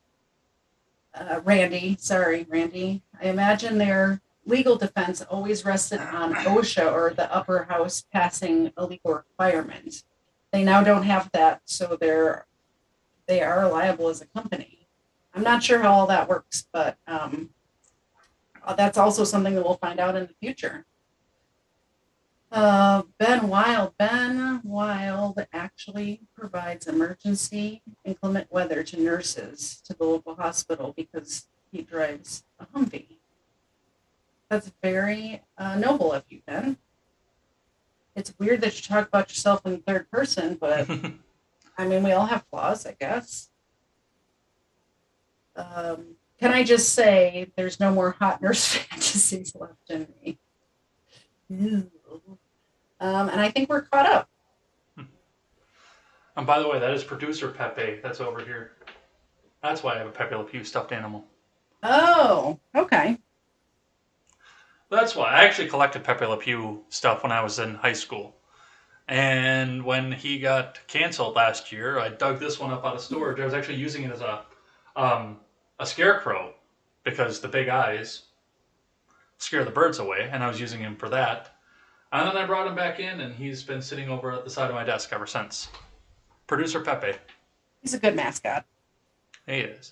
All right, let's talk about Ray Epps, because what's been one of the big things that's gone on this week is both we finally have a sedition charge, a seditious conspiracy charge, to one of the Oath Keepers, and all of Congress decided that they needed to talk and tell us about how much Ray Epps didn't do anything wrong. So one of the big ones that came back up out of this was the fact that, it was almost immediate. We've had the January 6th committee has come out and make a statement about it. We have had several news outlets come out and say that Ray Epps did nothing wrong, that he wasn't an FBI informant, that he wasn't this or he wasn't that. And really, honestly, one of the first things that I have to ask is how many people in a MAGA hat that were there on January 6th is the mainstream media defending? Because I think it's just one. I'm sure there's more with it we don't know about yet. It can't be just one. There was more than one FBI agent there. So it's got to be more than one. Well, and I said this a little bit last week and then on Contemporary as well this past week, was the fact that I don't know that he was the only one, like you said. I think that he was the only one that managed to get on camera. Yeah. But I'm sure I doubt that's even the case. I think we just haven't seen it yet. Do you know how many hours, hundreds of thousands of hours of footage there are that's unreleased? It's got to be tons. Yeah. And a lot of it's never going to be released because it's damning for the narrative. As soon as people start getting their, like these court cases proceed, and just the general everyday Joe who was there that day filming or whatever gets their stuff back, I wouldn't be surprised if we end up seeing a lot of it. Yeah, I'm sure that there was plenty of that went off with that, but yeah, that's been the biggest hard-on in the news this week is, hey, Ray Epps didn't do anything. Why are you guys talking about Ray Epps? Adam Kinzinger, I don't know if you're familiar with him or his district, basically stretching from state line Wisconsin out west over by me, all the way down around Chicago, all the way down to Indiana, except for it's disappearing now. But Adam Kinzinger had a thread this week that kind of summed up what the news media had to say about this. And I'm going to read, I don't know, can we do? Yeah, we can do the whole thing. It's 8 tweets of this. Adam Kinzinger tweets out, Ray Epps thread, number 1. I know this will break some hearts. For a few months, people like Tucker Carlson, MTG, Gates, and now Cruz have been just asking questions about a man named Ray Epps. He was on video the day before January 6th saying, we're going into the Capitol. Then some in the crowd chanted, Fed, Fed, Fed. Why? Who knows? Maybe they knew that he was videoed talking about breaking into the Capitol the day before it happened and wanted to create distance. So, of course, his first thing is to go lay the blame on the people who called him out for what he was. Number 3, regardless, he was put on the FBI wanted list, then removed because of all of that. The conspiracy that he was an FBI agent has been gospel on the blogs and shows. A side note, this is why we have to address conspiracies and not ignore them. He didn't enter the Capitol on January 6th and was removed from the most wanted list because apparently he broke no laws. I'm pretty sure the FBI wouldn't be dumb enough to put their own agent on a wanted list. Ray Epps has cooperated with the January 6th committee, and we thank him. On the broader issue, let's say Ray was an agent. He is not. The premise is that one agent can gin up a crowd to an insurrection. That isn't saying much about the intelligence of your voters, is it, Ted? The rioters had formal education, owned businesses, etc. They knew. An FBI informant is someone that is paid or turned by law enforcement. As they build broader cases, informants are usually criminals that turn to save their own butt. An informant is not an agent, but Ted wants you to think it is. Ray is no informant either. The narrative on January 6th, that it's first Antifa or patriots who love their country, maybe crisis actors, definitely false flag operatives, or now FBI agents, take your pick. Truth is, they were rioters incited by lies, and Ray is no Fed, just another misled man. While it may break hearts, it's true. So many are misled, so few. Just look up. And my first thought onto this was, you can suck that veiny blue donkey dick a little bit harder, Adam Kinzinger. It's not going to bring your district back. Absolutely. I mean, he was definitely, Ray Epps was definitely Fed. Like, there's no other reason why he's not charged with anything, especially now since there's been other people. Their whole thing was, well, he didn't actually go into the Capitol. He just told people to do that. They've charged other people with just telling people to do that. So why not him? There's no other reason than he was either actually an agent or working for them. Well, yeah, and I mean, there has been reason for January 6th to go off and be a problem from the first time we heard about January 6th. Mm-hmm. And that's, I was saying at the beginning, when people first started talking about it, I had a coworker, which he didn't wind up going, but he loudly and proudly professed at work that, hey, you know, we're actually going to go down there. If they don't give us what we want, we're going to go down in there. And look here, motherfucker, we're going to go into the Capitol. We're going to show them what we mean. I said, well, Bobby, if you do that, you're taking your life into your own hands. Yeah.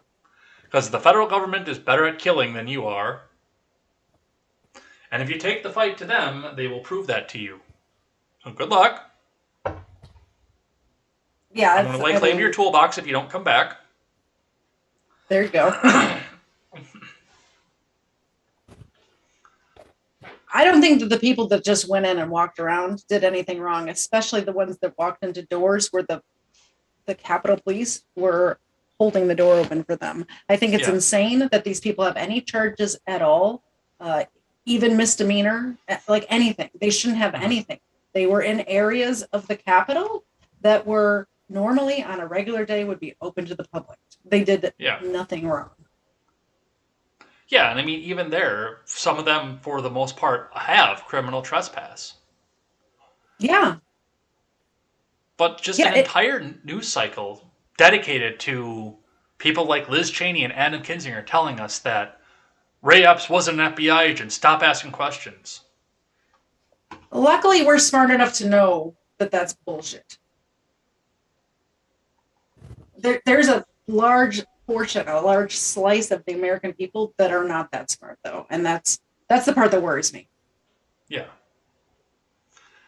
And in other news that went on with the January 6th thing this week, the leader of the Oath Keepers, which I don't know if I queued that article up. I don't think I did. I might have to go find that quick. Oh, that's the guy I was talking about. He didn't go into the Capitol, and they charged him. So why the heck isn't Ray Epps charged with something? Well, I think we know why he isn't charged with something, but we know. But why are people not putting the two and the two together in their own brains? It's just dumb. It's just so dumb. The whole thing is just dumb. It pisses me off. The leader of the Oath Keepers and several other members of that group were arrested this week. Well, they had been arrested prior, but they have been formally charged now with seditious conspiracy, which, when you boil down the words to that, comes out to be insurrection, essentially. They needed to charge somebody with it. No, you're absolutely correct off of that. Let's grab one from CNN here real quick. The Justice Department escalated its January 6th investigation by bringing seditious conspiracy charges against 11 defendants, including the leader of the Oath Keepers, Stuart Rhodes. The latest accusations, with a charge that had not been previously brought in the department's U.S. Capitol prosecutions, remove any sense that the prosecutors believe the riot emerged from just a group of overzealous protesters, with new details about the planning and logistics alleged to have predated the Capitol breach. And I do believe that there is an extent to the fact that they needed to do this. They actually needed to have that charge brought onto somebody, because just like the Ray Epps thing, they had to get out ahead of the story. And with more and more people talking about, okay, we're going to try to deny Trump with the ability to run for president or to hold the office of president because he incited an insurrection when nobody's been charged with insurrection. Now somebody's been charged with insurrection. You have no microphone. My bad. It's not just him. It's Marjorie Taylor Greene. It's that other dude. It's a lot of different congressmen and senators and other politicians, Trump, that they need to have this in place. If they didn't charge these people with insurrection, I think they're planning on blocking these people from running, or they're trying to get them impeached from their current offices. Mm-hmm. And that's the only reason why these people, the Oath Keepers, were charged at all for anything. If you read the transcript or read the not the transcript, the case file, or they didn't say anything that was insurrectionist. I don't know what the proper word is, but they didn't do what they're saying that they did. But like you said, they need to keep some of these people from being able to hold office because they can't beat it. Yes, exactly. People are wising up to their shit. Well, it's like you said last week, too. In Georgia, 14? Is that the district? I think. Marjorie Taylor Greene? Yeah. I'm not sure what the number is, but yeah, it's on the west coast of Georgia, northwest area of Georgia is where she is. Yeah, Georgia 14. In Georgia 14, even if they oust her, who are they going to put in her place? Oh, yeah, I did say something smart yesterday, last week. That's great. It'll be somebody that's exactly the same as her, holds the same ideals. Is it going to be that, or is it going to be some establishment, Adam Kinzinger, Liz Cheney style establishment neocon Republican? I don't believe so. Just knowing the area, being familiar with the area and the type of people that live there, I don't think there's any way that would happen. A monoparty Republican, if you will. Mm-hmm. I don't know. I still don't trust Marjorie Taylor Greene. I think that she says Really? I think that she says the right thing a little bit too perfectly, for my taste. I don't trust her because she's a woman. But I do aspire to be able to do as many pull-ups as her. Or a pull-up. Just a pull-up one time, someday. So with that, that's what we see coming off of this. And I mean, this whole thing, this is not about bringing justice to January 6th. It never has been. No. This is about making sure that some people can't run for certain offices. Let's talk about the other aspect of Biden's failing first-term agenda here. So this week, Biden gave a very, very nice, big, forceful speech about voting rights at historically black college in the Atlanta area. I believe it was Clark was where he was this past week. And I've actually got some of the video of, I've got the full video of his speech. I listened to the full speech, and it's as bad as you think it is. But, I mean, this was not a unifying speech by any stretch of the imagination. This was, hey, this is what the orange man did wrong. He's very wrong. He's very bad. Now we have to come back and pass the voting rights bill to make sure that this never happens again. So let's listen to just a little bit of this. I might have to back this up a little bit. Yes or no? You stand for democracy. Yes or no? Here's one thing every senator, every American should remember. History has never been kind to those who've sided with voter suppression over voters' rights. And it'll be even be less kind for those who side with election subversion. So I ask every elected official in America, how do you want to be remembered? At consequential moments in history, they present a choice. Do you want to be on the side of Dr. King or George Wallace? Do you want to be on the side of John Lewis or Bull Connor? Do you want to be on the side of Abraham Lincoln or Jefferson Davis? This is the moment to decide, to defend our elections, to defend our democracy.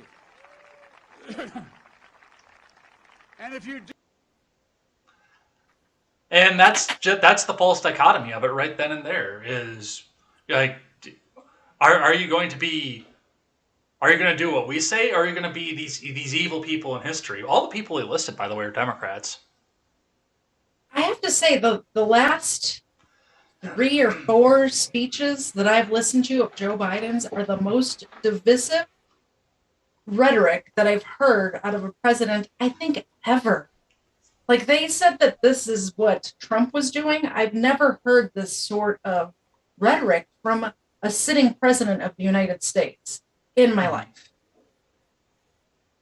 It's like he's what's that meme where he's poking him, please do a civil war, war. Like, it's crazy. And the culture war has already started. We're at war right now. Mm-hmm. If you don't think it's happening, just open up Twitter. Well, we're also not hearing Shia LaBeouf come out there. We will not divide us. Oh, I wish he would, though. That was fun. That was a fun timeline. That was fun to watch. I think he's just worried that 4chan will find him by cloud patterns again. Oh, for sure. That's what was fun about it. It was just such a fun time. Well, yeah, but you know, when you're Shia LaBeouf, you don't want 4chan to find you because they might find the bodies of all the people that you're eating. Yeah, just a regular Thursday night for Shia LaBeouf. So, I can't believe Steven had never heard that song before that. I had never heard it before Steven played it. I kind of want to listen to it right now. As soon as we're done with this stream, that's what I'm doing. It's so good. But it's all divisive at this point. It is, like Grant said in the chat. It's the entire speech, and for all 35 minutes of it you're either with us or you're against us. That's what Absolutely. It's been from the offset of this. But, well, Mr. Biden got his ass handed to him this week because Senate. That's not the one that I want. Yeah, it's this one right here from over on NPR. Kyrsten Sinema came out very forcefully this past week. Now, they were already making discussions with Joe Manchin as to whether or not they could get him on board with a partial carve-out for the filibuster just to get the voting rights passed. And then Kyrsten Sinema came out and said, absolutely fucking not. And now they don't know if this can pass at all. Like, they actually brought a vote to the floor on changing the filibuster, and it failed. That's good. Good news for us. Good news for America. Not even us. Good news for everyone. Mm-hmm. Like, there's a reason why these procedures are in place. They treat it like the people who made this shit up were just like spitballing, like the filibuster rules, as well as the way national elections run. There's a specific reason why these things are done this way, and when you go messing with it, it's gonna fuck everything up. Well, not only that, but every time they come back out and do the nuclear option too, it winds up biting him in the ass. And even the Turtle Man was out here vowing that there'd be retaliation if they did the carve out on the filibuster for the Voting Rights Act. They were going to find something else that they could come back and punish them with it. Absolutely, and that's what we're going to see happening.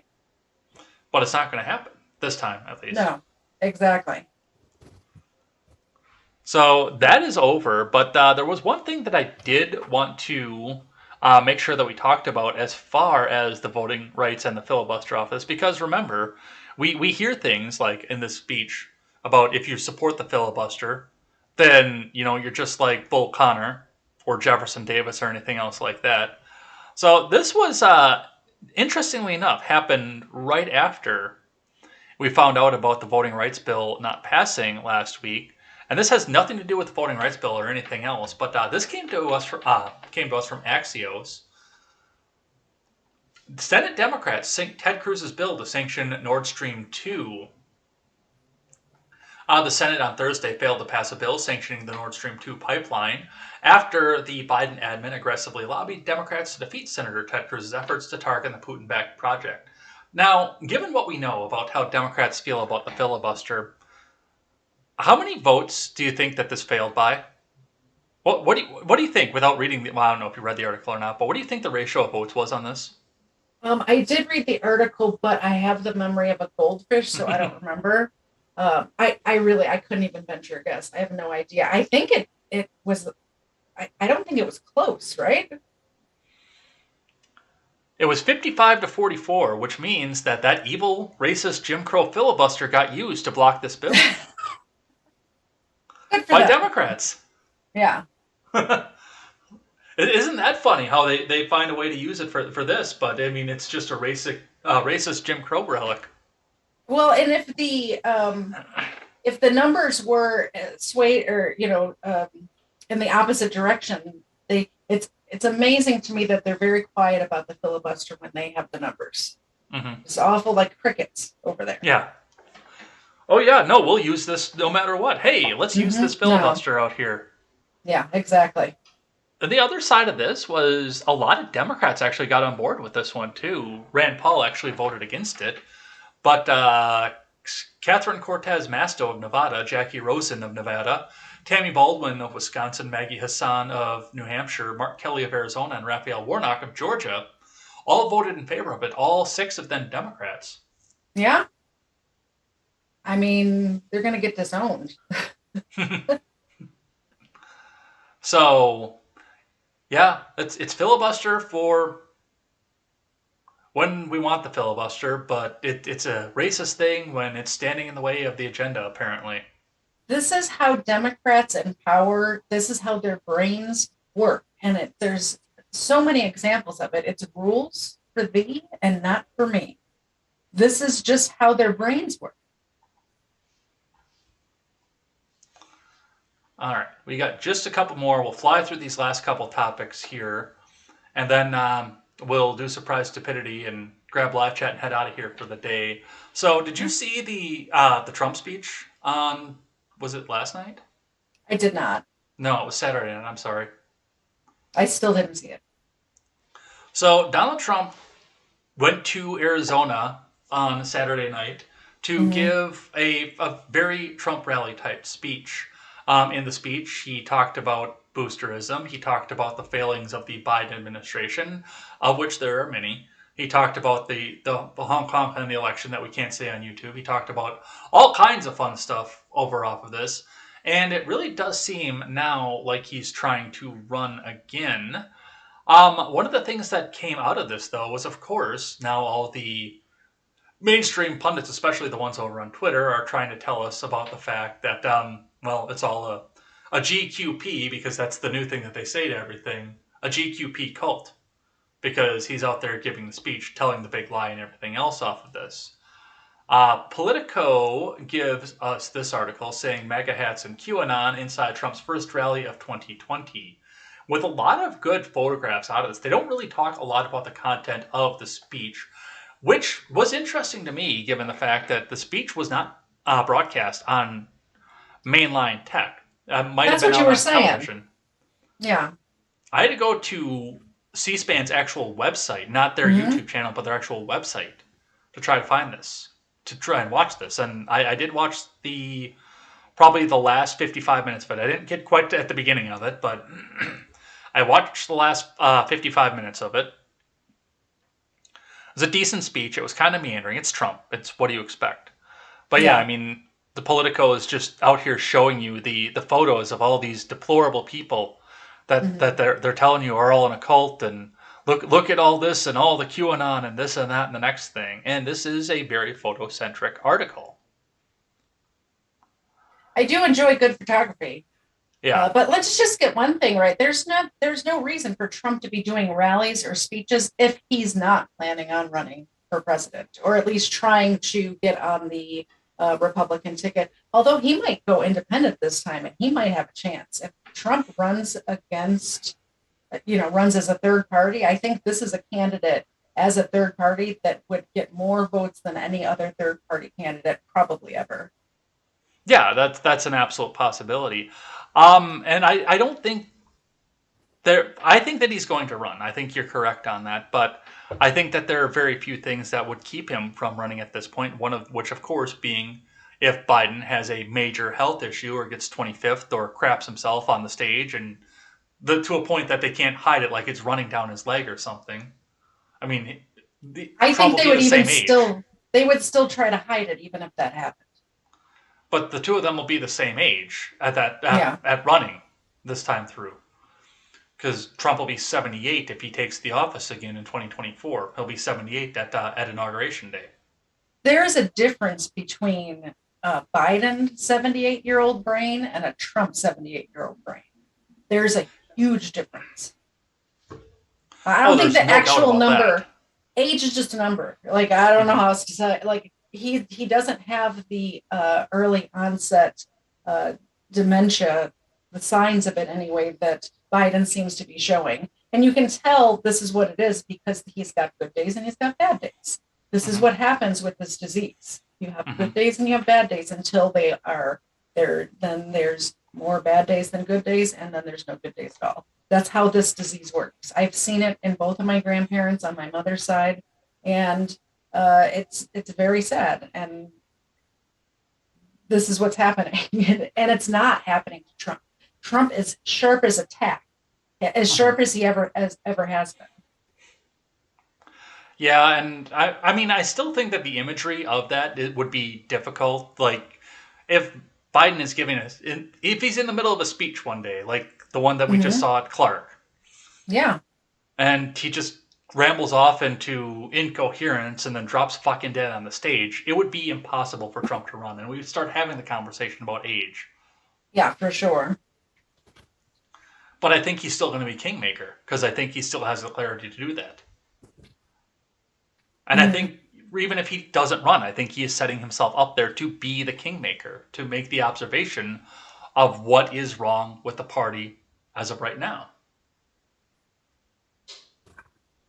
I just don't see him not running because, I mean, you may very well be correct, but I can't see him dumping all this money into these rallies if he's not planning on actually running. I mean, maybe he just wants a seat.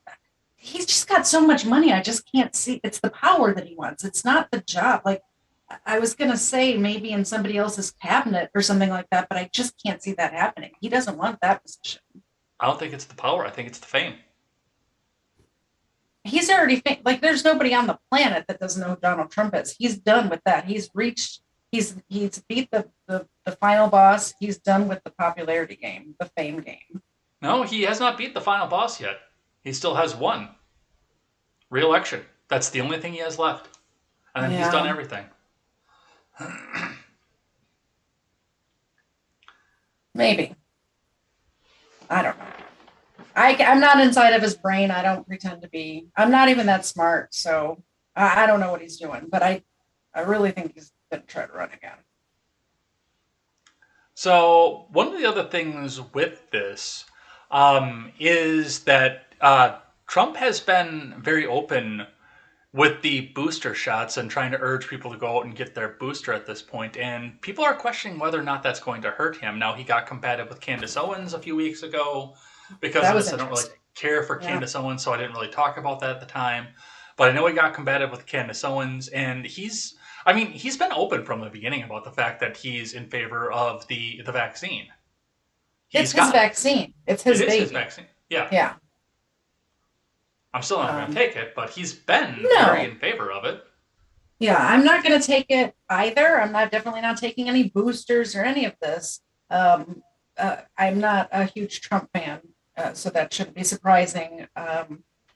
Just because it's his, and anybody who is taking it just because it's his is frankly a little retarded. Like, Yeah. it still didn't go through the testing. Whether Trump pushed it through or Biden pushed it through, it still didn't go through the testing. But I don't think that he should be calling other politicians out. And we know why he did this. DeSantis is his biggest competition in 2024 as of today.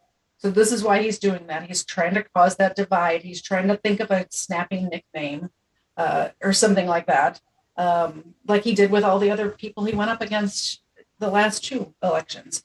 But it's none of anybody's business, anybody's medical information ever, any day, any person ever. So bringing that up makes me lose respect for him. Well, we'll see what goes. And the last thing that we're going to talk about today is just a brief touch on the inflation, because the inflation report came out this week. Consumer prices rose 7% year over year this past month. 7%, which is an all-time high going back all the way to 1982. So this is the highest inflation has been in my lifetime. Yeah. Probably in my lifetime too. I don't know. I don't keep track of that stuff. Well, you're It's older the than first time. 82, right? Yeah. Yes. How did you know? I look good for my age. But it's the first time in my adult life that I've actually noticed inflation. Like, inflation is talked about a lot, but for the most part, a couple of pennies here and a couple of pennies there, you just don't really notice it in your everyday life. This is the first time in my lifetime that I'm actually like, dang, that's the price of that? That's crazy. Like, and I don't know. And I know it's because it's such a big jump in such a short period of time. Yeah, that's I think really been one of the big aspects of this, is just what it's been in such a short period of time off of this. Yeah. That is the general pricing, of course, excluding food and gas. The index rose 0.6% in December and 5.5%, excuse me, over the last 12 months. Food prices rose 0.5% for the month and 6.3% year over year. The energy index actually declined briefly, but that's coming back up at this point because they've run out of these strategic reserves that they tapped to try to keep themselves coming up. But the other side of this, and this goes all the way to the 70s, is that the producer price index cleared 9.5%. It was almost a 10% this year, or this month.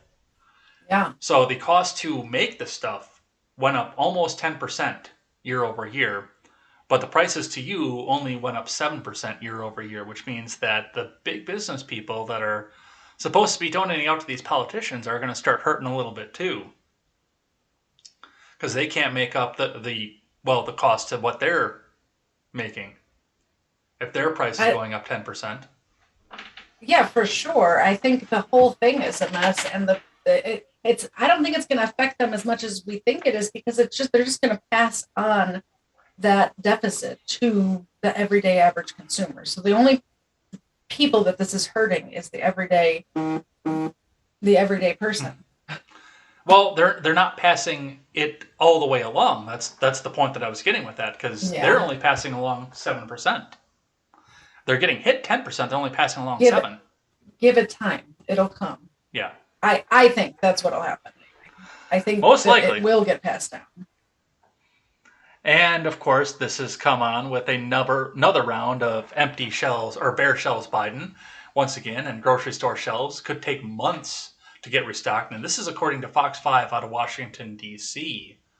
Fox 5 and NPR have both come out to try to make this out to be something that has nothing to do with the Biden administration. They've come out and blamed inclement weather through the region, shortages in trucking, shortages in supply chains, and everything else off this. But I mean, I haven't been to the grocery store in a couple weeks, but the last time I went there, I could see where stuff wasn't getting restocked. I could definitely see that. Even a little small town place up the road over here, there are empty shelves over there. Yeah.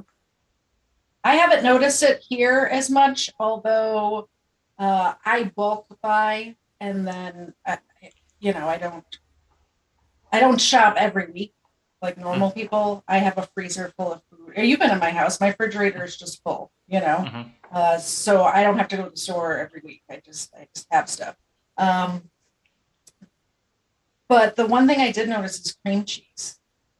The last time I went to the store, they didn't have any cream cheese. And paper towels, toilet paper, it wasn't out. I could get it. I could even get the brand I liked, but I did notice there were some holes in the shelf. So I don't know why it's not affecting us here in North Georgia as much as other places, but I've seen those photos from Washington State and, out west, even New York, where there's just, it's whole aisles of empty shelves. It's crazy. I don't know what's going, I do know what's going on, but I don't know how people who are unprepared or less prepared than, say, you or I are going to get by. I just don't know. Like, what do? Go store to store? At some point, you might actually have to.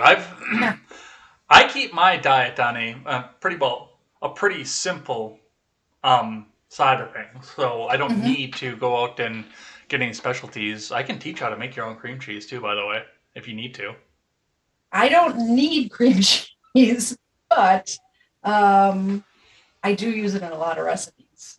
So it is ridiculously easy to make your own. Really? A little bit of lemon juice and a little bit of milk and a food processor. That's all you need. That's it? Yeah. Huh. Okay, so this weekend we're going to have a little Zoom call and we're going to make cream cheese together. Shit, we could stream it if you want. Do one of your cooking streams. Yeah. I've never tried it, but I looked it up when I started seeing that the supply chains were out. And I like learning how to make stuff from scratch. I have milk, I have lemons, and a food processor. We could do it. I have a new food processor. It's in my it's still in my truck. I got it for Christmas. Nice. To give you an idea of how hectic my week has been since I got home. Your week, it's the 17th right now. Christmas was a week before, like 3 weeks. Your last 3 weeks. You've been traveling, you've been working, and sick. You've been being sick. Which it does seem like you're feeling better now. So I'm it makes me very happy to see you, a little better. You have color in your face. The last week or so of contemporary, you weren't looking so hot. Yeah. All right. And before we get out of here, we'll go check in with some live chat here. But before we do that, I wanted to tell you about something very stupid that came out of my neck of the woods and how you treat half of your customer base. Even if you're in one of the most liberal counties in the state of Wisconsin, you're right next to one of the more conservative counties in the state of Wisconsin. Reading from Fox 6. Penzi Spices calls Republicans racist in email to customers. Reading out of Wauwatosa-based Penzi Spices, a national company, is calling Republicans racist. In a Friday, January 14th morning email blast from the company to customers, the subject line read, "Republicans are racists weekend." In the email, CEO Bill Penzi addresses Republicans. If you are a Republican voter and you're now cheesed off, you were promised that there would never be any accountability for your support of the party of open textbook racism. Sorry. But for the betterment of all Americans, you included, we've decided to end that rule. And I don't really care what your race is or how many of your friends happen to be whatever. None of that excuses you. Now, this isn't the first time Penzi's has done this before. They've done this by email numerous times before. In 2014, Penzi wrote that residents of Waukesha County had fled west to escape diversity in Milwaukee, which is fact-check true, by the way. In 2016, he accused supporters of Trump of committing racism by voting for Trump. How do you keep a customer base when you outright insult half of your customers? Have you used this product? I've never heard of this company before. I've never used this product. Is this something that you've used? I have. And will you continue to use it? I haven't used it in years because it's really expensive, but because I knew it was local when I was before I got really into politics, I had used it before. I've driven by this water tower that's in the article before. numerous times. I know exactly where this water tower is. It's right off the side of 41, actually, in Wauwatosa. I have to say, I support their decision to send these emails or whatever the fuck it was, 100%. Show the people who you are. You can say whatever you want. I've never heard of your product. I will not if I see your product. And I do enjoy, like, this is a spice company, and I do like to buy the premium spices and things of that nature for my cooking. That's not going to happen. And that's fine. They don't want me as a customer, and I don't want to be their customer. So it's a win-win. This is reminiscent to me of a tweet that I saw earlier this week of a woman. Maybe it was a man. I think it was a man, and just in my brain, it turned into a woman, but left a restaurant because the restaurant wasn't making people wear masks. Well, guess what? They didn't want your business anyway. That's why they're doing that. Or there was actually a woman as well who left a restaurant because they had Fox News or something on their TVs up on the wall, and she can't stand for that, so she left. They didn't want you there. That's why it's on. These people don't want us as customers. That's fine. No problem with that. Yeah, I can't imagine myself ever wanting to buy Penzi spices. And I can walk into most any store in this state and walk right up to it. Yeah. But fuck, for that, I'll take McCormick. That's what I use as McCormick usually, most of the time. Which they probably don't agree with me politically either, but they're not dumb enough to tell me. They don't have to agree. People don't have to agree with me. Actually, I prefer to hang out with people that don't agree with 100% of everything I'm saying, because that gets boring. Mm-hmm. However, a business relationship is different than a friendship. If they want my business, they don't need to be saying stupid shit like that. Yeah. And if they don't want my business, well, they just told me that, and they won't have my business.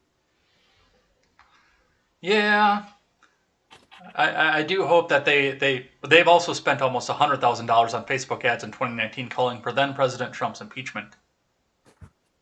That's fine. Nobody's listening to them. Nobody knows who these people are. Who's subscribed to their Facebook page, really? Come on now. People like spice, apparently. I guess. Well, they paid for ads, so they're forcing it down our throat. Oh, is that what the little jars look like, the Penzi spices? Yeah. I think I have seen those in Chicago. They're up north. Yeah. I've seen those before. I just, you don't pay attention. I mean, I didn't pay attention to what they were before. So. All right. Let's do some live chat. Let's do it. Did you want to read some of these, or should I go for it? Go for it. Okay, let's see. Where did we leave? What were we talking about when we left off? We were talking about my friend in England's daughter. Who? Okay, so right after that is the Pepe Le Pew got the Mr. Zed says he was taken off the FBI list because he rolled over. I don't know what that means. I guess like ratted on people. Yeah, he's talking about. He's talking about Epps. Yeah. Yeah. He was taken off the list because now he's doing what they want him to. Yeah, I mean, more likely than not, that is true. Grant says, saw that thread. Lead me to Adam Kidslinger's Twitter thread. It's all Democrat talking points and city's only left-wing news sources. How is he still a Republican? I haven't looked at his Twitter page, but sounds about right. Randy says, first chick sentence was based off her phone being pinged in the area. Ray Epps might as well be shouting fire in a crowded theater. I didn't realize that. So the first chick that was sentenced didn't even go into the Capitol, huh? Or they didn't have proof of it. Believe that's correct, yes. Wow. She must have pled guilty, because otherwise I don't know how they would have evidence to convict her of anything. I should be taking notes, because there's several things that we talked about today that I'm like, I need to look that up after. Grant says it shows insurrection committee being fake. Even though someone has been charged with sedition, doesn't make him guilty. That's very true. Being charged and being found guilty are two very different things. Ask Kyle Rittenhouse. Hope they can beat the charges. I worry that them being charged in DC is a problem because those courts are really biased. Grant said that, and that's very true. Any big city, the courts are very biased. The same thing is happening in Chicago with some major trials that have been going on there lately. Jesse Smollett and so on and so forth, which was a good verdict in my opinion, but still what led up to that verdict, the shenanigans that went on to get him to that point are just ridiculous. Also, the efforts to get them proper legal representation is being blocked. I was not aware of that. So many things I need to look up off of Grant's string of chats. Heartbreaking, Mr. Zed says, heartbreaking to be called a domestic terrorist by the very country you swore an oath to. This is true. I'm sure there were many former military members this is happening to. Yeah. Grant says, I don't think they would be going so hard against MTG if she, Marjorie Taylor Greene, I'm saying that out loud because it took me a second. If she was establishment, she has very little influence as it is, so it would be easy to ignore her if she told the line. I think she has more influence than most, just because she's got such a big mouth and she's on TV so much. So that's, yeah. I mean, that's the same. You could compare Marjorie Taylor Greene with AOC, meaning that they're junior Congress people or whatever, but they have a big mouthpiece where they're out there in front of people. Grant said the Biden speech essentially is, you're either with us or against us. That is very true. Biden's, let's see, Randy said, just do it. I don't know what that's referring to. The Civil War, maybe? We were talking about? Don't do it. We don't want that. Sorry, Susan. I was just reading a chat. Grant said, reminder. Come on, do a boogaloo. No. Do a boogaloo. No. Susan, we're just kidding. That was a joke. Reminder that they're not even talking about voter rights. They're talking about weakening voter security and enfranchising non-citizens. See NYC for non-citizens voting thing. I did see that recently. Mr. Zed says, I'm waiting for them to demand a vaccine cards and border vote. That's exactly where this is going. I think that's exactly where this is going. Ben Wild says, Phil Abbister, I don't know this person. You don't know who either of those people are. Yeah, is much more preferred than Phil McCracken. Randy said, imagine not needing a filibuster-proof majority to change the rules on the filibuster. Let's skip down a little here. Ben Wild said Chuck Schumer must be racist because back in the day, he was a huge fan of the filibuster. Grant says, you think the Democrats that voted against the Nord Stream 2, what? Was because, is that the VPN or whatever? Was because they're in swing states and still need a centrist credit? Well, yeah, there were 6 of them that voted to defund the Nord Stream 2 to sanction that back out, but they're also like Tammy Baldwin of this state or people in Nevada. I'm too blonde to read these comments. I don't get it. People in the chat are smarter than me. Seawall says, put me in charge of everything and all your problems would go away. I will repeal the 19th, Katie.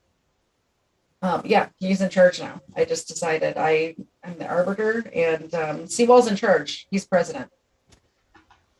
Seawall says age is just a number. Katie, 2022.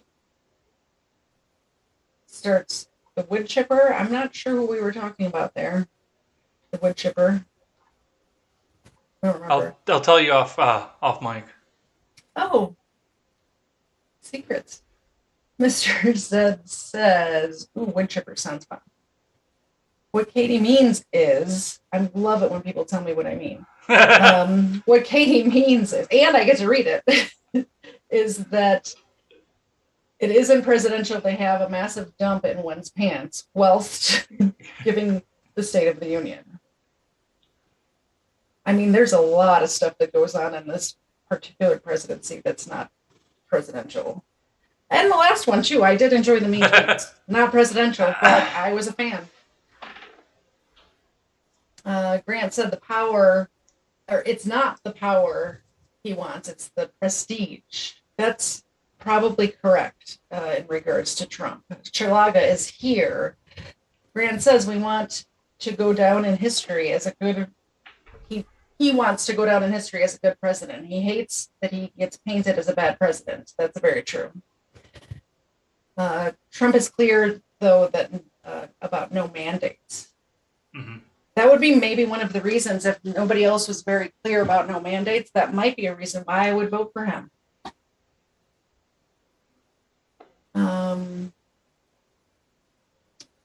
Grant says, speaking of supply chains, did you see that the trains in California are being looted? I didn't see that. Oh, I made memes about it. Oh. We'll talk off air. It's crazy. They like derailed a train, I think, or something like that. Oof. Yeah, just so they could loot it.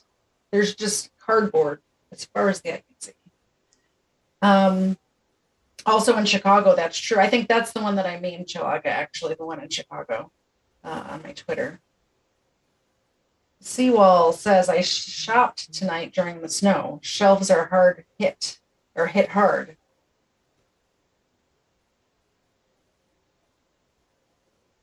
Ben says, Ed is not sick. He's wicked sick. Like after the El Camino with an in-memory decal on the back window.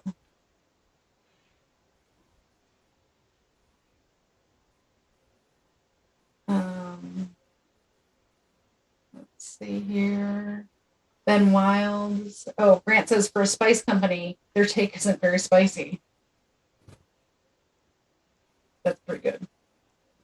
Ben says Marjorie and AOC have monetized social media. They have a huge reach and even if they are blithering idiots. AOC Grant says AOC has more committee appointments than Marjorie Taylor Greene, plus Marjorie Taylor Greene also battled to stay on social media. That's true. She just did get blocked from a couple of things. I don't think their power and influence is comparable.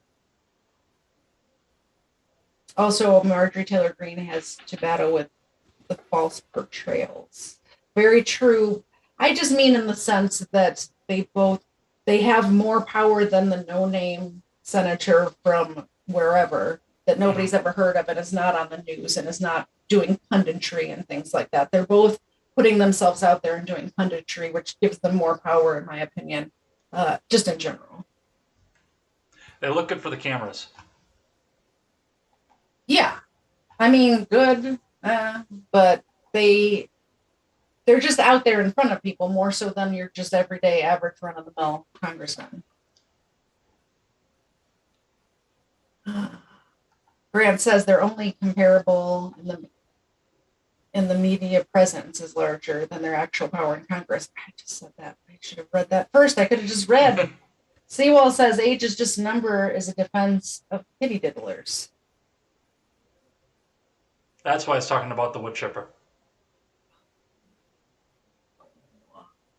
I'm a little retarded sometimes. It all makes sense to me now. There's a wood chipper poem called Moorbark. What is bark? Chipper original equipment manufacturer. And I think we have reached the end of the chat. Are we gonna raid Steven's stream? Yes, I actually am Don't already set forget up to this do week. that. I am set up to do that this time. So if you're over on Awesome. Twitch, stick around and hang out with us. We'll go and head over there after this. But we are going to head out of here for the day. So thanks everybody who came by, chatted in the live chat with us, who came by, hung out, kept us honest, kept us going, asked the questions, and kept driving the show along. If you are just catching up now and you want to catch us back on demand, you can catch us over on YouTube and over on BitChute.com. Both of those are linked in the description. You can take us on the audio platform. iTunes, Google Play, Stitcher, Spotify. You can find us in all of those places, so find us wherever you find your podcast. We'll have some more details, because I do have to go get some things fixed over on that side too, so go and check those out though, and check out some of the back catalog and everything else out there. I'll be back here tomorrow morning for more contemporary. You can come back out and hang out with me here, or if you want to finish the conversation with me, you can go hit the Discord that's linked in the description. You can go and find my Twitter, that is at @EdsBlog Twitter with a one in place of the I. Instagram, JEdgar102. Go find me on any of those platforms. Come in, leave a like, leave a comment, and ask a question if you need to. If you want to finish the conversation with my wonderful co-host, KTZed, tell them where they can find you. You can find me on Twitter at KTZed, ma'am. You can also find me on Instagram. I have 2 of them because I get timed out a lot. So at kt.zed or at meme with ma'am. Go and find that there. And she's also in the Discord with us as well. So come and hang out with us there. That's always a fun time. We get some conversations going in there from time to time. If you want to start a topic chat, feel free to come in here and come back out and do that. And with that, I will finish out by using the words that I always use, and that is never take the words of bloggers, podcasters, or journalists' gospel. Find all the facts and draw your own conclusions. KTZed, lead everybody out with some last words. I hope you all have a great week, and we will see you back here at 6:30 Eastern Time, Monday night. Have a good week, guys. Take care.